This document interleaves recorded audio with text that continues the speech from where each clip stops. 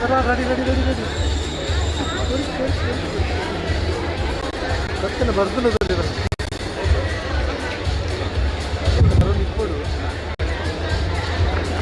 ವಿದ್ಯಾರ್ಥಿಗಳು ಆದಷ್ಟು ಬೇಗ ತಮ್ಮ ಆಸನದಲ್ಲಿ ಸ್ವೀಕರಿಸಬೇಕಾಗಿ ಕೇಳಿಕೊಳ್ತಾ ಇದ್ದಾರೆ.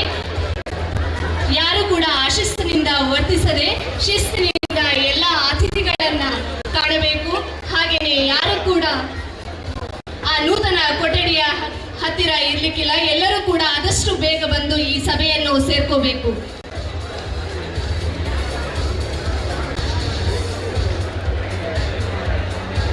ಎದುರು ಬಾರಿಜ್ಜಿ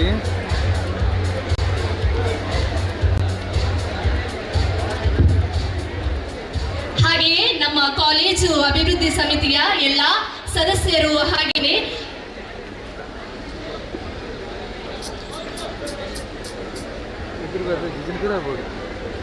ಎಲ್ಲರಿಗೂ ಶುಭ ಮುಂಜಾನೆಯ ಶುಭ ನಮನಗಳು. ಸರಕಾರಿ ಪದವಿ ಪೂರ್ವ ಕಾಲೇಜು ಉಪ್ಪಿನಂಗಡಿ. ಈ ಒಂದು ಕಾಲೇಜು ತನ್ನ ಎದೆಗೂಡಿನಲ್ಲಿ ಕಾಪಿಟ್ಟ ಸುಂದರ ಕನಸೊಂದು ಇಂದು ನನಸಾದ ಶುಭಗಳಿಗೆ ಸುತ್ತಲೂ ಇಂದು ಮುಂದೆ ಸಾವಿರ ಸಹಸ್ರ ಮನದ ಕತ್ತಲಿಗೆ ಕಣ್ಣು ತೆರೆಯುವ ಸಾಕಾರಗೊಂಡಂತೆ ಕಾಣುವ ಈ ಕನಸು ನಮ್ಮ ಕಾಲೇಜಿಗೆ ಹಬ್ಬದ ಮೆರುಗನ್ನು ನೀಡಿದೆ. ಈ ಹಬ್ಬದ ಸಂತಸದ ವೇಳೆಯಲ್ಲಿ ನಾವಿಲ್ಲಿ ಸೇರಿದ್ದೇವೆ. ಕರ್ನಾಟಕ ಸರ್ಕಾರವು ವಿವೇಕ ಯೋಜನೆಯಡಿ ಮಾಡಿದ 12 ಕೊಠಡಿಗಳ ಸುಮಾರು 3,60,00,000 ವೆಚ್ಚದಲ್ಲಿ ನಿರ್ಮಾಣಗೊಂಡ ಭವ್ಯ ಗೋಪು ನೇತ್ರಾವತಿಯ ಅಂದ ಮಾರುತಕ್ಕೆ ತಲೆದೂಗುವುದನ್ನು ಕಣ್ಣು ಮಿಟುಕಿಸಿಕೊಳ್ಳುವುದೇ ಚಂದ. ಇದು ಸರ್ಕಾರಿ ಪೂರ್ವ ಕಾಲೇಜು ಮತ್ತೊಂದು ಅತ್ಯಂತ ಶಾಶ್ವತ ಹೌದು. ಸಂಗಮ ಗೋಪಿನಗಳಿಗೆ ಇದು ಸಂಭ್ರಮ ಸಡಗರ ಮತ್ತು ಸಂತಸಗಳನ್ನು ತಂದಿದೆ. ಈ ಖುಷಿಯನ್ನು ಕಣ್ತುಂಬಿಕೊಳ್ಳಲು ಇದೀಗ ನೆರೆದಿರುವ ಎಲ್ಲ ಗೌರವಾನ್ವಿತ ಅತಿಥಿ ಮಹೋದಯರನ್ನು ವೇದಿಕೆಗೆ ಬರಮಾಡಿಕೊಳ್ಳುವಂತಹ ಸಮಯ. ಸರ್ಕಾರಿ ಪದವಿ ಪೂರ್ವ ಕಾಲೇಜು ಉಪ್ಪಿನಂಗಡಿ ಮಾನ್ಯ ಪ್ರಾಂಶುಪಾಲರಾದ ಶ್ರೀ ಇಬ್ರಾಹಿಂ ಎಂ ಸರ್ ತಮ್ಮಲ್ಲಿ ಅತಿಥಿ ಅಭ್ಯಾಗತರನ್ನು ವೇದಿಕೆಗೆ ಕರೆತರಬೇಕಾಗಿ ವಿನಮ್ರವಾಗಿ ವಿನಂತಿಸಿಕೊಳ್ತಾ ಇದ್ದೇನೆ. ವಿದ್ಯಾರ್ಥಿಗಳೆಲ್ಲರೂ ಕೂಡ ಅತ್ಯಂತ ಶಿಸ್ತಿನಿಂದ ಇದ್ದು ಗೌರವ ಸೂಚಕವಾಗಿ ಚಪ್ಪಾಳೆಯನ್ನು ನೀಡಬೇಕಾಗಿ ಕೇಳಿಕೊಳ್ತಾ ಇದ್ದೇನೆ. ಇದೀಗ ಸಭಾ ಕಾರ್ಯಕ್ರಮಕ್ಕೆ ವಿದ್ಯುಕ್ತವಾಗಿ ಚಾಲನೆ. ನಾಡಗೀತೆಗಾಗಿ ನಮ್ಮ ಕಾಲೇಜಿನ ವಿದ್ಯಾರ್ಥಿನಿಯರು.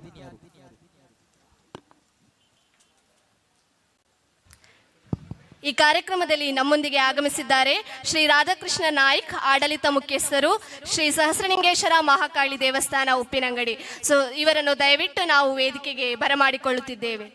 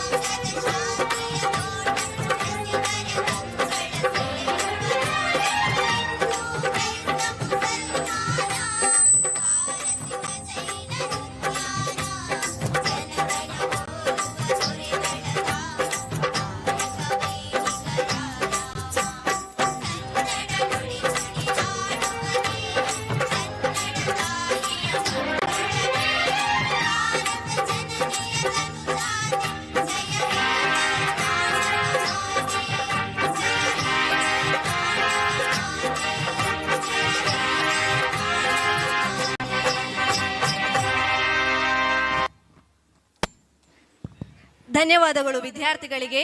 ಇದೀಗ ನೆರೆದಿರುವ ಎಲ್ಲ ಗಣ್ಯಾತಿಥಿಗಳನ್ನು ಕಾರ್ಯಕ್ರಮಕ್ಕೆ ಸ್ವಾಗತಿಸಬೇಕಾಗಿ ನಮ್ಮ ಕಾಲೇಜು ಅಭಿವೃದ್ಧಿ ಸಮಿತಿಯ ಕಾರ್ಯಾಧ್ಯಕ್ಷರಾದಂತಹ ಅಜೀಜ್ ಬಸ್ತಿಕರ್ ಸರ್ ತಮ್ಮಲ್ಲಿ ಕೇಳಿಕೊಳ್ಳುತ್ತಿದ್ದೇನೆ.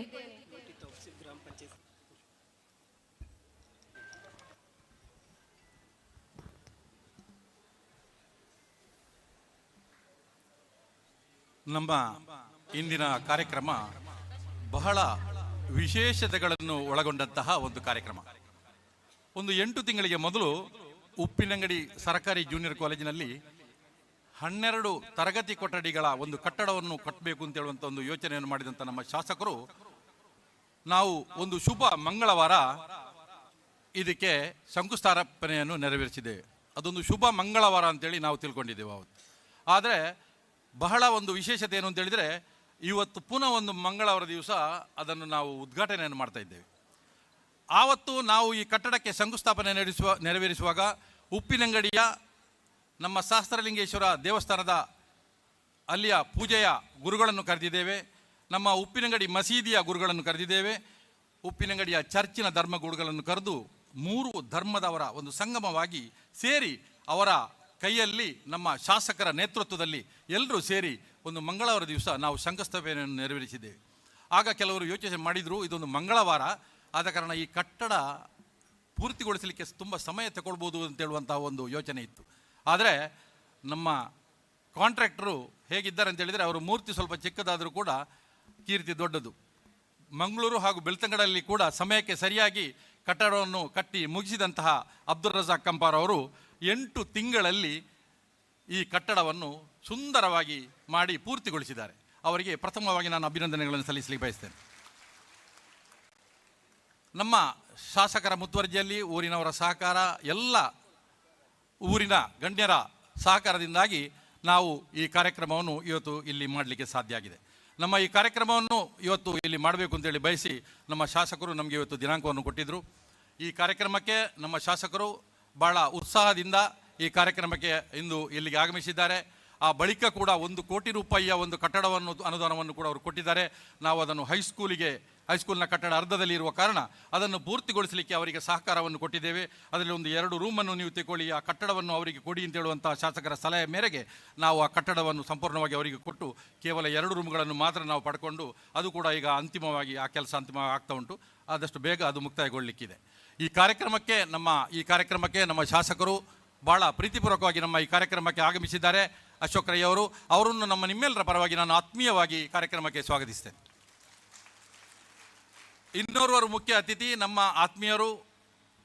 ನಾವು ಬಹಳ ವರ್ಷಗಳ ಕಾಲ ಭಾಳ ಆತ್ಮೀಯರಾಗಿದ್ದು ಸಾಮಾಜಿಕ ಸೇವೆಯಲ್ಲಿ ರೋಟರಿ ಅಂತ ಸಂಸ್ಥೆಯಲ್ಲಿ ಜವಾಬ್ದಾರಿಯನ್ನು ವಹಿಸಿಕೊಂಡು ಆ ಬಳಿಕ ಬೆಳ್ತಂಗಡಿಯಲ್ಲಿ MLC ಆಗಿ ಎಲ್ಲ ಜನರೊಂದಿಗೆ ಒಂದು ಆತ್ಮೀಯ ಸಂಬಂಧವನ್ನು ಇಟ್ಟುಕೊಂಡಂತಹ ಪ್ರತಾಪ್ ಸಿಂಹ ನಾಯಕ್ ಅವರು ನಮ್ಮೊಂದಿಗೆ ಇವತ್ತು ಸಮಯಕ್ಕೆ ಸರಿಯಾಗಿ ಆಗಮಿಸಿ ನಮ್ಮೊಂದಿಗಿದ್ದಾರೆ. ಅವರನ್ನು ನಿಮ್ಮೆಲ್ಲರ ಪರವಾಗಿ ನಾನು ಆತ್ಮೀಯವಾಗಿ ಸ್ವಾಗತಿಸ್ತೇನೆ. ನಮ್ಮ ಉಪ್ಪಿನಂಗಡಿಯ ಪಂಚಾಯತ್ನ ಅಧ್ಯಕ್ಷರಾದ ಲಲಿತಾರವರು ಕೂಡ ಸಮಯಕ್ಕೆ ಸರಿಯಾಗಿ ನಮ್ಮ ಕಾರ್ಯಕ್ರಮಕ್ಕೆ ಬಂದಿದ್ದಾರೆ. ಅವರನ್ನು ಕೂಡ ನಿಮ್ಮೆಲ್ಲರ ಪರವಾಗಿ ನಾನು ಆತ್ಮೀಯವಾಗಿ ಸ್ವಾಗತಿಸ್ತೇನೆ. ನಮ್ಮ ಉಪ್ಪಿನಂಗಡಿ ಸಹಸ್ರಲಿಂಗೇಶ್ವರ ದೇವಸ್ಥಾನದ ವ್ಯವಸ್ಥಾಪಕರಾದ ಅದರ ಅಧ್ಯಕ್ಷರು ಆದಂತಹ ರಾಧಾಕೃಷ್ಣ ನಾಯಕ್ ಅವರು ನಮ್ಮೊಂದಿಗಿದ್ದಾರೆ. ಅವರನ್ನು ನಿಮ್ಮೆಲ್ಲರ ಪರವಾಗಿ ಕೂಡ ಆತ್ಮೀಯವಾಗಿ ಸ್ವಾಗತಿಸ್ತೇನೆ. ಉಪ್ಪಿನಂಗಡಿಯ ಮಸೀದಿಯ ಅದರ ಅಧ್ಯಕ್ಷರು ಕೂಡ ನಮ್ಮ ಉಪ್ಪಿನಂಗಡಿ ಮಸೀದಿ ಅಧ್ಯಕ್ಷರಾದಂತಹ ಯೂಸುಫ್ ಹಾಜಿ ಅವರು ಕೂಡ ನಮ್ಮೊಂದಿಗಿದ್ದಾರೆ. ಅವರನ್ನು ನಾನು ನಿಮ್ಮೆಲ್ಲರ ಪರವಾಗಿ ಆತ್ಮೀಯವಾಗಿ ಸ್ವಾಗತಿಸ್ತೇನೆ. ನಮ್ಮ ವೇದಿಕೆಯಲ್ಲಿ ನನ್ನ ಆತ್ಮೀಯ ಮಿತ್ರರು, ಉಪ್ಪಿನಂಗಡಿಯ ಪ್ರಖ್ಯಾತ ವೈದ್ಯರು ಆದಂತಹ ನಮ್ಮ ಈ ಶಾಲೆಯ ಎಲ್ಲ ಬೆಳವಣಿಗೆಗಳ ಹಿಂದೆ ನಮ್ಮೊಂದಿಗಿರುವಂತಹ ಡಾಕ್ಟರ್ ರಾಜಾರಾಮ್ ಅವರು ನಮ್ಮೊಂದಿಗಿದ್ದಾರೆ. ಅವರನ್ನು ಕೂಡ ನಾನು ಆತ್ಮೀಯವಾಗಿ ಸ್ವಾಗತಿಸ್ತೇನೆ. ನಮ್ಮ ಕಾಲೇಜಿನ ಹಿರಿಯ ವಿದ್ಯಾರ್ಥಿ ಸಂಘದ ಸದಸ್ಯರು, ನನ್ನ ಆತ್ಮೀಯರು, ಪುತ್ತೂರಿನ ಕೋಟಿ ಚೆನ್ನಯ್ಯ ಕಂಬಳ ಸಮಿತಿ ಅಧ್ಯಕ್ಷರಾದಂತಹ ಚಂದ್ರ ಶೆಟ್ಟಿ ಅವರು ನಮ್ಮೊಂದಿಗಿದ್ದಾರೆ. ಅವರನ್ನು ಕೂಡ ನಿಮ್ಮೆಲ್ಲರ ಪರವಾಗಿ ಆತ್ಮೀಯವಾಗಿ ಸ್ವಾಗತಿಸ್ತೇನೆ. ವೇದಿಕೆಯಲ್ಲಿ ನಮ್ಮ ಕಾಲೇಜಿನ ಪ್ರಾಂಶುಪಾಲರಿದ್ದಾರೆ, ನಮ್ಮ ಹಿರಿಯರು, ನಮ್ಮ ಆತ್ಮೀಯರು, ಕಾಂಗ್ರೆಸ್ ಪಕ್ಷದ ಮುಖಂಡರಾದಂತಹ ಮುರಳೀಧರ್ ರೈ ಅವರು ನಮ್ಮೊಂದಿಗೆ ವೇದಿಕೆಯಲ್ಲಿದ್ದಾರೆ. ನಮ್ಮ ಉಪ್ಪಿನಂಗಡಿ ಆತ್ಮೀಯರು, ಪಂಚಾಯತ್ನ ಸದಸ್ಯರಾದಂತಹ UT ತೌಸೀಫ್ರವರು ನಮ್ಮೊಂದಿಗಿದ್ದಾರೆ. ಹಾಗೂ ವೇದಿಕೆಯಲ್ಲಿ ನಮ್ಮ CDC ಸದಸ್ಯರಾದಂತಹ ಎಲ್ಲ ನನ್ನ ಆತ್ಮೀಯರು ವೇದಿಕೆಯಲ್ಲಿದ್ದಾರೆ. ಅವರನ್ನು ನಾನು ಆತ್ಮೀಯವಾಗಿ ಸ್ವಾಗತಿಸ್ತೇನೆ. ನಮ್ಮ ಚರ್ಚಿನ ಈಗಾಗಲೇ ನಾನು ಹೇಳಿದಾಗೆ ನಮ್ಮ ಚರ್ಚಿನ ಧರ್ಮಗುರುಗಳಾದಂತಹ ಜೆರಾಲ್ಡ್ ಅವರು ಕೂಡ ನಮ್ಮೊಂದಿಗಿದ್ದಾರೆ. ಜೆರಾಲ್ಡ್ ಡಿಸೋಜಾ ಅವರು ನಮ್ಮೊಂದಿಗಿದ್ದಾರೆ. ಅವರನ್ನು ನಿಮ್ಮೆಲ್ಲರ ಪರವಾಗಿ ಆತ್ಮೀಯವಾಗಿ ನಾನು ಸ್ವಾಗತಿಸ್ತೇನೆ. ನಮ್ಮ ಮೇಲೆ ಪ್ರೀತಿ ಇಟ್ಟು ಬಂದಂತಹ ಎಲ್ಲ ಈ ಊರಿನ ಗಣ್ಯ ವ್ಯಕ್ತಿಗಳು ವೇದಿಕೆಯಲ್ಲಿದ್ದಾರೆ. ತುಂಬ ಜನ ವೇದಿಕೆಯಲ್ಲಿ ಮುಂಭಾಗದಲ್ಲಿದ್ದಾರೆ. ಶಾಸಕರು ಬಹುಶಃ ಸಮಯದ ಅವಕಾಶ ಕಡಿಮೆ ಇದ್ದದ ಕಾರಣ ನಾನು ಎಲ್ಲರನ್ನೂ ಹೆಸರು ಹೇಳಿ ಕರೀಲಿಕ್ಕೆ ಆಗುವುದಿಲ್ಲ. ನನ್ನ ಕಣ್ಣ ಮುಂದೆ ಎಲ್ಲರನ್ನು ಕಾಣ್ತಾ ಇದ್ದೀರಿ, ನೀವೆಲ್ಲರ ಪ್ರೀತಿಯಿಂದ ಬಂದಿದ್ದೀರಿ. ನಿಮ್ಮನ್ನು ನಾನು ನಮ್ಮ ಕಾರ್ಯಕ್ರಮಕ್ಕೆ ಸ್ವಾಗತಿಸ್ತೇನೆ. ನಮ್ಮ ಈ ಶಾಲೆಯ ಶಿಸ್ತು, ಈ ಶಾಲೆಯೊಂದಿಗೆ ಒಂದು ಒಳ್ಳೆಯ ಸಂಬಂಧವನ್ನು ಇಟ್ಟುಕೊಂಡು ಈ ಶಾಲೆಯ ಒಂದು ಒಳ್ಳೆಯ ಶಿಕ್ಷಣವನ್ನು ಕೊಡ್ತಾ ಇರುವಂಥ ಉಪನ್ಯಾಸಕ ವೃಂದದವರು, ವಿದ್ಯಾರ್ಥಿನಿಯರು, ಈ ಶಾಲೆಯ ಮೇಲೆ ಪ್ರೀತಿ ಇಟ್ಟು ಬಂದಂತಹ ಎಲ್ಲ ಆತ್ಮೀಯರನ್ನು ಕೂಡ ಈ ಸಂದರ್ಭದಲ್ಲಿ ನಾನು ಕಾರ್ಯಕ್ರಮಕ್ಕೆ ಸ್ವಾಗತಿಸಿ ನನ್ನ ಸ್ವಾಗತವನ್ನು ಮುಕ್ತಾಯಗೊಳಿಸ್ತೇನೆ. ಜೈ ಹಿಂದ್, ಜೈ ಕರ್ನಾಟಕ. ನಮ್ಮ ಎಲ್ಲ ಕಾರ್ಯಕ್ರಮಗಳಿಗೆ ನಮ್ಮೊಂದಿಗಿರುವಂತಹ ಪತ್ರಿಕೆ ಮಿತ್ರರು ನನ್ನೊಂದಿಗಿದ್ದಾರೆ. ಸಿದ್ದಿಕ್ ನೀರಾಜಿ ಅವರಿದ್ದಾರೆ, ದೀಪಕ್ ಅವರಿದ್ದಾರೆ, ನಜೀರ್ ಕೊಯ್ಲಾ ಅವರಿದ್ದಾರೆ. ಅವರನ್ನೆಲ್ಲರನ್ನು ಕೂಡ ನಾನು ಕಾರ್ಯಕ್ರಮಕ್ಕೆ ಆತ್ಮೀಯವಾಗಿ ಸ್ವಾಗತಿಸ್ತೇನೆ. ಸ್ವಾಗತಿಸಿದ ತಮಗೂ ಸ್ವಾಗತ ಸರ್. ಕಾರ್ಯಕ್ರಮ ಮುಂದುವರಿಯುತ್ತಾ ವೇದಿಕೆಯಲ್ಲಿರುವ ಎಲ್ಲ ಗೌರವಾನ್ವಿತ ಅತಿಥಿಗಳು ದೀಪವನ್ನು ಬೆಳಗುವುದರ ಮೂಲಕ ವಿದ್ಯುಕ್ತವಾಗಿ ಕಾರ್ಯಕ್ರಮವನ್ನು ಆರಂಭಿಸಬೇಕಾಗಿ ಕೇಳಿಕೊಳ್ಳುತ್ತಿದ್ದೇವೆ.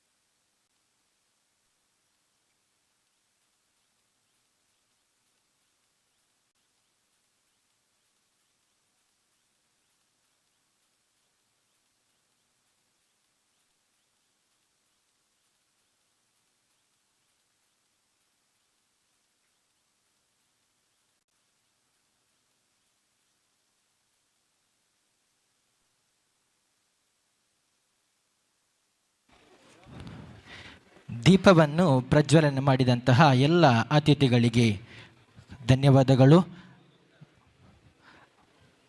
ಮುಂದಕ್ಕೆ ನಾವೆಲ್ಲರೂ ಬಹಳ ಕಾತರದಿಂದ ಕಾಯ್ತಾ ಇರುವ ಜನಸಾಮಾನ್ಯರ ಕೈಗೆಟುಕುವ ಶಾಸಕರು, ನಮ್ಮ ಕಾಲೇಜಿನ ಮಾರ್ಗದರ್ಶಕರು ಹಾಗೂ ಈ ಸಭಾ ಕಾರ್ಯಕ್ರಮದ ಅಧ್ಯಕ್ಷರು ಆಗಿರುವಂತಹ ಅಶೋಕ್ ಕುಮಾರ್ ರೈ ಅವರು ನಮ್ಮ ವೇದಿಕೆಯಲ್ಲಿದ್ದಾರೆ. ಅದರ ಮೊದಲು ನಮ್ಮ ಈ ಕಾರ್ಯಕ್ರಮಕ್ಕೆ ಆಗಮಿಸಿರುವಂತಹ ಸನ್ಮಾನ್ಯ ಶ್ರೀ ಪ್ರತಾಪ್ ಸಿಂಹ ನಾಯಕ್ ಇವರು 2 ಅತಿಥಿಗಳ ಮಾತಿಗೆ ಬೇಕಾಗಿ ಬಹಳ ಪ್ರೀತಿಪೂರ್ವಕವಾಗಿ ಆಹ್ವಾನಿಸ್ತಾ ಇದ್ದೇವೆ.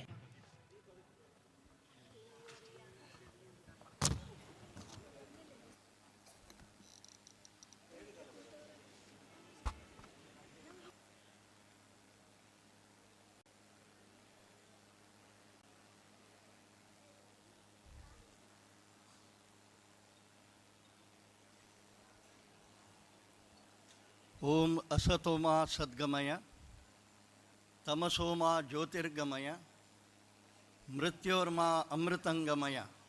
ಓಂ ಶಾಂತಿ ಶಾಂತಿ ಶಾಂತಿ. ಸ್ಥಳ ಸಾನ್ನಿಧ್ಯದ ದೇವರಾದ ದಕ್ಷಿಣ ಕಾಶಿ ಎಂದೇ ಪ್ರಖ್ಯಾತವಾಗಿರುವಂತಹ ಸಹಸ್ರಲಿಂಗೇಶ್ವರನ ಅಡಿದಾವರೆಗಳಿಗೆ ಭಕ್ತಿಪೂರ್ವಕ ಪ್ರಣಾಮಗಳನ್ನು ಸಲ್ಲಿಸ್ತಾ, ನಾವು ನಂಬುವ ಎಲ್ಲ ದೇವರುಗಳಿಗೆ ಪ್ರಾರ್ಥನೆಯನ್ನು ಮಾಡ್ತಾ, ಎಲ್ಲ ಗುರು ಹಿರಿಯರನ್ನು ಗೌರವಪೂರ್ವಕವಾಗಿ ಸ್ಮರಿಸಿಕೊಳ್ತಾ, ಈ ಸರಕಾರಿ ಪದವಿ ಪೂರ್ವ ಕಾಲೇಜು ಉಪ್ಪಿನಂಗಡಿಯ ನೂತನ 12 ವಿವೇಕ ತರಗತಿ ಕೊಠಡಿಗಳ ಉದ್ಘಾಟನಾ ಸಮಾರಂಭದ ಸಂಭ್ರಮದಲ್ಲಿ ನಾವೆಲ್ಲ ಭಾಗಿಯಾಗ್ತಾ ಇದ್ದೇವೆ. ಈ ಕಾರ್ಯಕ್ರಮದ ಉದ್ಘಾಟಕರು ಅಧ್ಯಕ್ಷರು, ಪುತ್ತೂರು ವಿಧಾನಸಭಾ ಕ್ಷೇತ್ರದ ಸನ್ಮಾನ್ಯ ಶಾಸಕರು, ಆತ್ಮೀಯರಾಗಿರುವ ಶ್ರೀ ಅಶೋಕ್ ಕುಮಾರ್ ರೈ ಅವರೇ, ಉಪ್ಪಿನಂಗಡಿ ಗ್ರಾಮ ಪಂಚಾಯತಿನ ಪ್ರಥಮ ಪ್ರಜೆ ಅಧ್ಯಕ್ಷರಾಗಿರುವ ಸನ್ಮಾನ್ಯ ಸಹೋದರಿ ಶ್ರೀಮತಿ ಲಲಿತಾರವರೇ, ವೇದಿಕೆಯಲ್ಲಿ ವಿರಾಜಮಾನರಾಗಿರುವ ಆ ಕೊನೆಯಿಂದ ಈ ಕೊನೆಯವರೆಗೆ ಎಲ್ಲ ಗೌರವಾನ್ವಿತ ಗಣ್ಯರೇ, ಮಾನ್ಯರೇ, ಇಲ್ಲಿ ನೆರೆದಿರುವ ಎಲ್ಲ ಆಹ್ವಾನಿತ ಬಂಧು ಭಗಿನಿಯರೇ, ವಿದ್ಯಾರ್ಥಿ ಮಿತ್ರರೇ, ಪತ್ರಿಕಾ ಮತ್ತು ದೃಶ್ಯ ಮಾಧ್ಯಮದ ಪ್ರತಿನಿಧಿಗಳೇ, ದೀಪ ಬೆಳಗುವುದರ ಸಂಕೇತವೇ ಬೆಳಕು ಅಂತ ಹೇಳಿದರೆ ಜ್ಞಾನದ ಸಂಕೇತ. ಮನುಷ್ಯ ಜೀವನದ 3 ಧ್ಯೇಯಗಳು ಯಾವುದು ಅಂಥೇಳಿ ಕೇಳಿದರೆ ಆ 3 ವಾಕ್ಯಗಳಲ್ಲೇ ಬರ್ತದೆ. ಅಸತ್ಯದಿಂದ ಸತ್ಯದ ಕಡೆಗೆ, ಕತ್ತಲಿನಿಂದ ಬೆಳಕಿನ ಕಡೆಗೆ, ಅಜ್ಞಾನದಿಂದ ಸುಜ್ಞಾನದೆಡೆಗೆ, ಮೃತ್ಯುವಿನಿಂದ ಅಮೃತತ್ವದ ಕಡೆಗೆ. ಈ ಹಿನ್ನೆಲೆಯಲ್ಲಿ ಇವತ್ತಿನ ಕಾರ್ಯಕ್ರಮದ ಈ ದೀಪ ಪ್ರಜ್ವಲನದ ಸಂದರ್ಭದಲ್ಲಿ ಈ ಶಾಲೆಗೆ ಒಳ್ಳೆಯದಾಗಲಿ, ಈ ಶಾಲೆಯಲ್ಲಿ ಕಲಿಯುವಂತಹ ಮಕ್ಕಳಿಗೆ ಒಳ್ಳೆಯ ಭವಿಷ್ಯ ಬರಲಿ ಅಂತ ಹೇಳುವ ಆಶಯವನ್ನು, ಪ್ರಾರ್ಥನೆಯನ್ನು ಮಾಡ್ತಾ ಈ ಕಾರ್ಯಕ್ರಮದಲ್ಲಿ ಭಾಗಿಯಾಗುವುದಕ್ಕೆ ನನಗೆ ಅತ್ಯಂತ ಸಂತೋಷ ಆಗ್ತದೆ. ಯಾವುದೇ ಊರಿನ ಆರೋಗ್ಯ 2 ಸ್ಥಾನಗಳಲ್ಲಿ ನೋಡುವಾಗ ಗೊತ್ತಾಗ್ತದಂತೆ. ಒಂದು ದೇವಾಲಯ, 2ನೇದು ವಿದ್ಯಾಲಯ. ಎಲ್ಲಿ ಜನರ ಸಂಖ್ಯೆ ಬಹಳ ದೊಡ್ಡ ರೀತಿಯಲ್ಲಿ ಸೇರ್ತಾರೋ ಆವಾಗ ಸಮಾಜದ ಆರೋಗ್ಯದ ದೃಷ್ಟಿಯಲ್ಲಿ ಸರ್ವಶಕ್ತನಾದ ಭಗವಂತನಲ್ಲಿ ನಮ್ಮ ಒಳ್ಳೆಯ ಬದುಕಿಗೆ, ಒಳ್ಳೆಯ ದಾರಿಗೋಸ್ಕರ ಪ್ರಾರ್ಥನೆ ಮಾಡ್ತೇವೋ ಅದು ದೇವಾಲಯ. ವಿದ್ಯಾಲಯ ಅಂತ ಹೇಳಿದರೆ ಈ ಸಮಾಜದ ಭವಿಷ್ಯವನ್ನು ನಿರ್ಮಾಣ ಮಾಡುವ ದೃಷ್ಟಿಯಲ್ಲಿ, ಅರಳುವ ಮನಸ್ಸುಗಳಲ್ಲಿ, ಕನಸು ಕಾಣುವ ಮನಸ್ಸುಗಳಲ್ಲಿ ಬದುಕಿನ ಭವಿಷ್ಯದ ಭವಿತವ್ಯದ ಬಗ್ಗೆ ಉತ್ತಮ ಶಿಕ್ಷಣ ನೀಡುವುದರ ಮೂಲಕ ಆ ಮಕ್ಕಳನ್ನು ರಾಷ್ಟ್ರದ ಸತ್ಪ್ರಜೆಗಳಾಗಿ ಮಾಡುವ ದಿಕ್ಕಿನಲ್ಲಿ ವಿದ್ಯಾಲಯಗಳು ಕೆಲಸ ಮಾಡುತ್ತವೆ. ನಾನು ಇವತ್ತು ನಿಂತು ನಿಮ್ಮ ಮುಂದೆ ಮಾತನಾಡ್ತಾ ಇದ್ದೇನೆ ಅಂತ ಹೇಳಿ ಆದರೆ ಈ ಅಕ್ಷರ, ಈ ಜ್ಞಾನವನ್ನು ಯಾವುದೋ ಗುರುಗಳು ಯಾವುದೋ ಶಾಲೆಯಲ್ಲಿ, ನಾನು ಕಲಿತ ಶಾಲೆಯಲ್ಲಿ ಕಲಿಸಿದರ ಪರಿಣಾಮವಾಗಿ ನಿಮ್ಮ ಮುಂದೆ ನಿಂತು ಮಾತನಾಡ್ತಾ ಇದ್ದೇನೆ. ಈ ರೀತಿಯ ಒಂದು ವಾತಾವರಣವನ್ನು, ಶಕ್ತಿಯನ್ನು ಕೊಡುವಂಥದ್ದು ಈ ವಿದ್ಯಾಲಯಗಳು. ಅದಕ್ಕೋಸ್ಕರ ತಂದೆ ತಾಯಿಯ ನಂತರ 3ನೇ ಸ್ಥಾನವನ್ನು ಗುರುಗಳಿಗೆ ಕೊಟ್ಟಿದ್ದಾರೆ. ಈ ಸನಾತನ ಪರಂಪರೆಯಲ್ಲಿ ತಂದೆ ತಾಯಿಗೆ ಸಮಾನವಾಗಿ ಗುರುಗಳನ್ನು ನೋಡುವಂಥದ್ದು ಯಾಕೆ ಅಂತ ಹೇಳಿದರೆ ಈ 3 ಮಂದಿ ನಮ್ಮ ಬದುಕಿಗೆ, ನಮ್ಮ ಭವಿಷ್ಯಕ್ಕೆ ಬುನಾದಿಯನ್ನು ಹಾಕಿದಂಥವರು. ಅಂತಹ ಒಂದು ವಿಶೇಷ ಸಂದರ್ಭ ಇದು.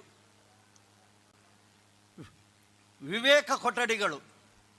ಪ್ರಾಂಶುಪಾಲರು ಬಹಳ ಆತ್ಮೀಯತೆಯಿಂದ ಹೇಳ್ತಾ ಇದ್ರು ಆವಾಗ. ವಿವೇಕ ಅಂತ ಹೇಳಿದರೆ ಡಿಸ್ಕ್ರಿಷನರಿ ಪವರ್.